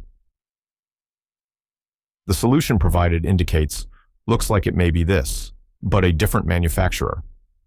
The implied "this" from the original context, likely a link to an image or description of a typical fish tag, suggests that the strange writing is, in fact, part of a fish identification tag. Fisheries scientists, marine biologists, and government resource management agencies routinely tag fish as an integral part of various research and monitoring programs. These programs aim to study critical aspects of fish populations, such as their migration patterns and routes, growth rates over time, population dynamics, abundance and mortality rates, habitat utilization, and the effectiveness of conservation efforts or fisheries management regulations. These tags can come in numerous forms, including small plastic or metal dart tags, anchor tags that are inserted into the fish's musculature, jaw tags, or even electronic tags. They usually bear a unique alphanumeric identification number and often include contact information, such as a phone number, email address, or website, for anglers or other individuals who recapture the tagged fish to report their finding. This reported data provides invaluable information for the ongoing research project. Observed on Whitby Pier, this prominent wooden post incorporates a feature that strongly suggests it is designed to spin or rotate. What is this sturdy, upright wooden structure commonly found on piers, docks, and historically on ships? It appears engineered for the application of leverage or to provide a significant mechanical advantage for heavy tasks. This wooden post is unequivocally a capstan. A capstan is a robust, vertically axled rotating machine, a type of winch that was historically indispensable on sailing ships and at dockyards. Its primary purpose was to multiply the pulling force exerted by seamen or dock workers when hauling heavy ropes, cables, and hawsers. The device is typically rotated by hand, using long wooden bars or levers called capstan bars, which are inserted into holes or sockets at the top drumhead. This allows a relatively small crew to manage extremely heavy loads, such as weighing anchors, hoisting sails, or warping a ship into position. Their presence on piers, like Whitby Pier, signifies their use for mooring vessels securely, or for hauling cargo and heavy items from ships to the dockside, serving as a vital piece of maritime infrastructure. Found in a kitchen, these items are thin metal rods equipped with hooks on their ends. They exhibit some flexibility and will bend if significant pressure is applied. A fortune cookie is provided for scale, indicating their relatively small size. The kitchen has seen many roommates over a decade, leading to a collection of miscellaneous items. These appear to be some sort of handle, but for what specific kitchen utensil could they be intended? Their light construction suggests they aren't designed for heavy pots or pans. These thin, hooked metal rods are identified as the detachable handles from an inexpensive colander, or more commonly, a collapsible steamer basket. Many collapsible steamer baskets, designed to fit inside various sizes of cooking pots for steaming vegetables or other foods, feature one or more such handles. These handles typically have hooked ends that engage with the rim or a designated slot on the basket, allowing it to be safely lifted in and out of a hot pot. Their lightweight construction and tendency to bend under excessive force are characteristic of less robust, budget-friendly kitchen accessories of this type. They are often removable for easier storage of the collapsible basket itself. Located in the backyard of a newly acquired house is a somewhat dilapidated covered wooden platform, which is attached to the fence and features a hanging rope. The platform itself is substantial enough to support an adult, though it is currently rotting. It's situated near the front section of the backyard, and the presence of a nearby tree stump suggests that a large tree once provided shade or was part of the structure. The platform also has a projection at about chest height. What was the original purpose of this intriguing, rustic backyard structure? This backyard structure is very likely the remnant of a homemade kids' play area, a popular feature in suburban yards, especially during the 1970s and 80s. These were often imaginative, DIY creations using readily available scrap lumber, nailed together to form simple forts, tree houses, even if rudimentary, raised platforms, or climbing structures. The hanging rope, particularly if it shows evidence of knots, which make climbing easier for children, strongly supports this interpretation. Such improvised adventure spots would provide children with hours of outdoor play and imaginative games. The chest-high projection might have been a lookout point or part of a ship's bow or castle battlement in a child's mind. A small plastic tray, distinctly resembling the cylinder or drum of a revolver, was unexpectedly found in the bathroom, apparently having been carried there by the dog. The back of the tray is printed with arrows and the labels "Open" and "Close." Inside this tray are several small metal pieces. Each of these individual pieces weighs approximately 2.5 grams, and the entire assembly, including the tray and all metal pieces, weighs just under 21 grams. What are these small, precisely weighted metal inserts stored in this unique tray? These small metal pieces, housed within the revolver drum-like plastic tray, are identified as mouse weights, specifically designed for use with customizable gaming mice. Many high-performance gaming mice offer users the ability to adjust the overall weight and balance of the device to better suit their individual preferences, grip style, and the demands of different games. This set of removable weights allows gamers to fine-tune the feel of their mouse, which can impact aiming precision, cursor control, and comfort during extended gaming sessions. The distinctively shaped tray provides a convenient and organized way to store these small weights when they are not installed in the mouse, preventing them from being lost. What is this peculiar small wad of cash? It clearly appears to be miniature currency, with bills significantly smaller than genuine legal tender. Its origin and specific purpose, however, are not immediately obvious. Is it a novelty item? a component from a board game, an accessory for toys, or something else entirely? The diminutive scale of the bills is their most distinctive and intriguing characteristic. This wad of miniature cash is identified as a modeling or play accessory. Such tiny currency replicas are commonly produced and used to add a touch of realism to various miniature settings and play scenarios. They are frequently found in dollhouses, where they can be used as props in tiny shops or banks. They are also popular in the creation of stop-action films and detailed dioramas, helping to establish scale and context. The reference to a 1:12 scale is a very common standard in the dollhouse world, meaning these miniature bills would look appropriately sized when used with 6-inch tall action figures or within similarly scaled miniature environments. Hobbyists and collectors value them for enhancing the authenticity of their creations. Discovered in the trash, this small, unassuming white plastic piece bears no discernible markings or branding. The roommate also professes no knowledge of its origin or purpose. What could this simple plastic component be? Its shape, though not fully detailed, might offer a clue to its original function, suggesting it was likely part of some form of packaging or a small, disposable household item that has become separated from its primary assembly. This small white plastic piece is identified as the internal component that holds the tube or roll of Glad press and seal plastic wrap, or a similar product like aluminum foil or parchment paper, securely inside its cardboard dispenser box. These plastic end caps, holders, or spindles are designed to fit into the ends of the cardboard tube on which the wrap material is wound. They often feature small nubs or a cylindrical shape that allows the roll to spin freely within the box as the product is pulled out for use. Their function is to keep the roll centered, prevent it from binding, and ensure smooth dispensing from the box's cutting edge. This brass object, located in Sweden and presumed to be quite old, features a curious mechanism with retractable spikes housed within a cavity. The sole marking on the item is the word patent engraved on its surface. Its specific background, origin, and intended use are unknown to the finder. What is this intriguing brass tool with retractable spikes, likely designed for a very specific task?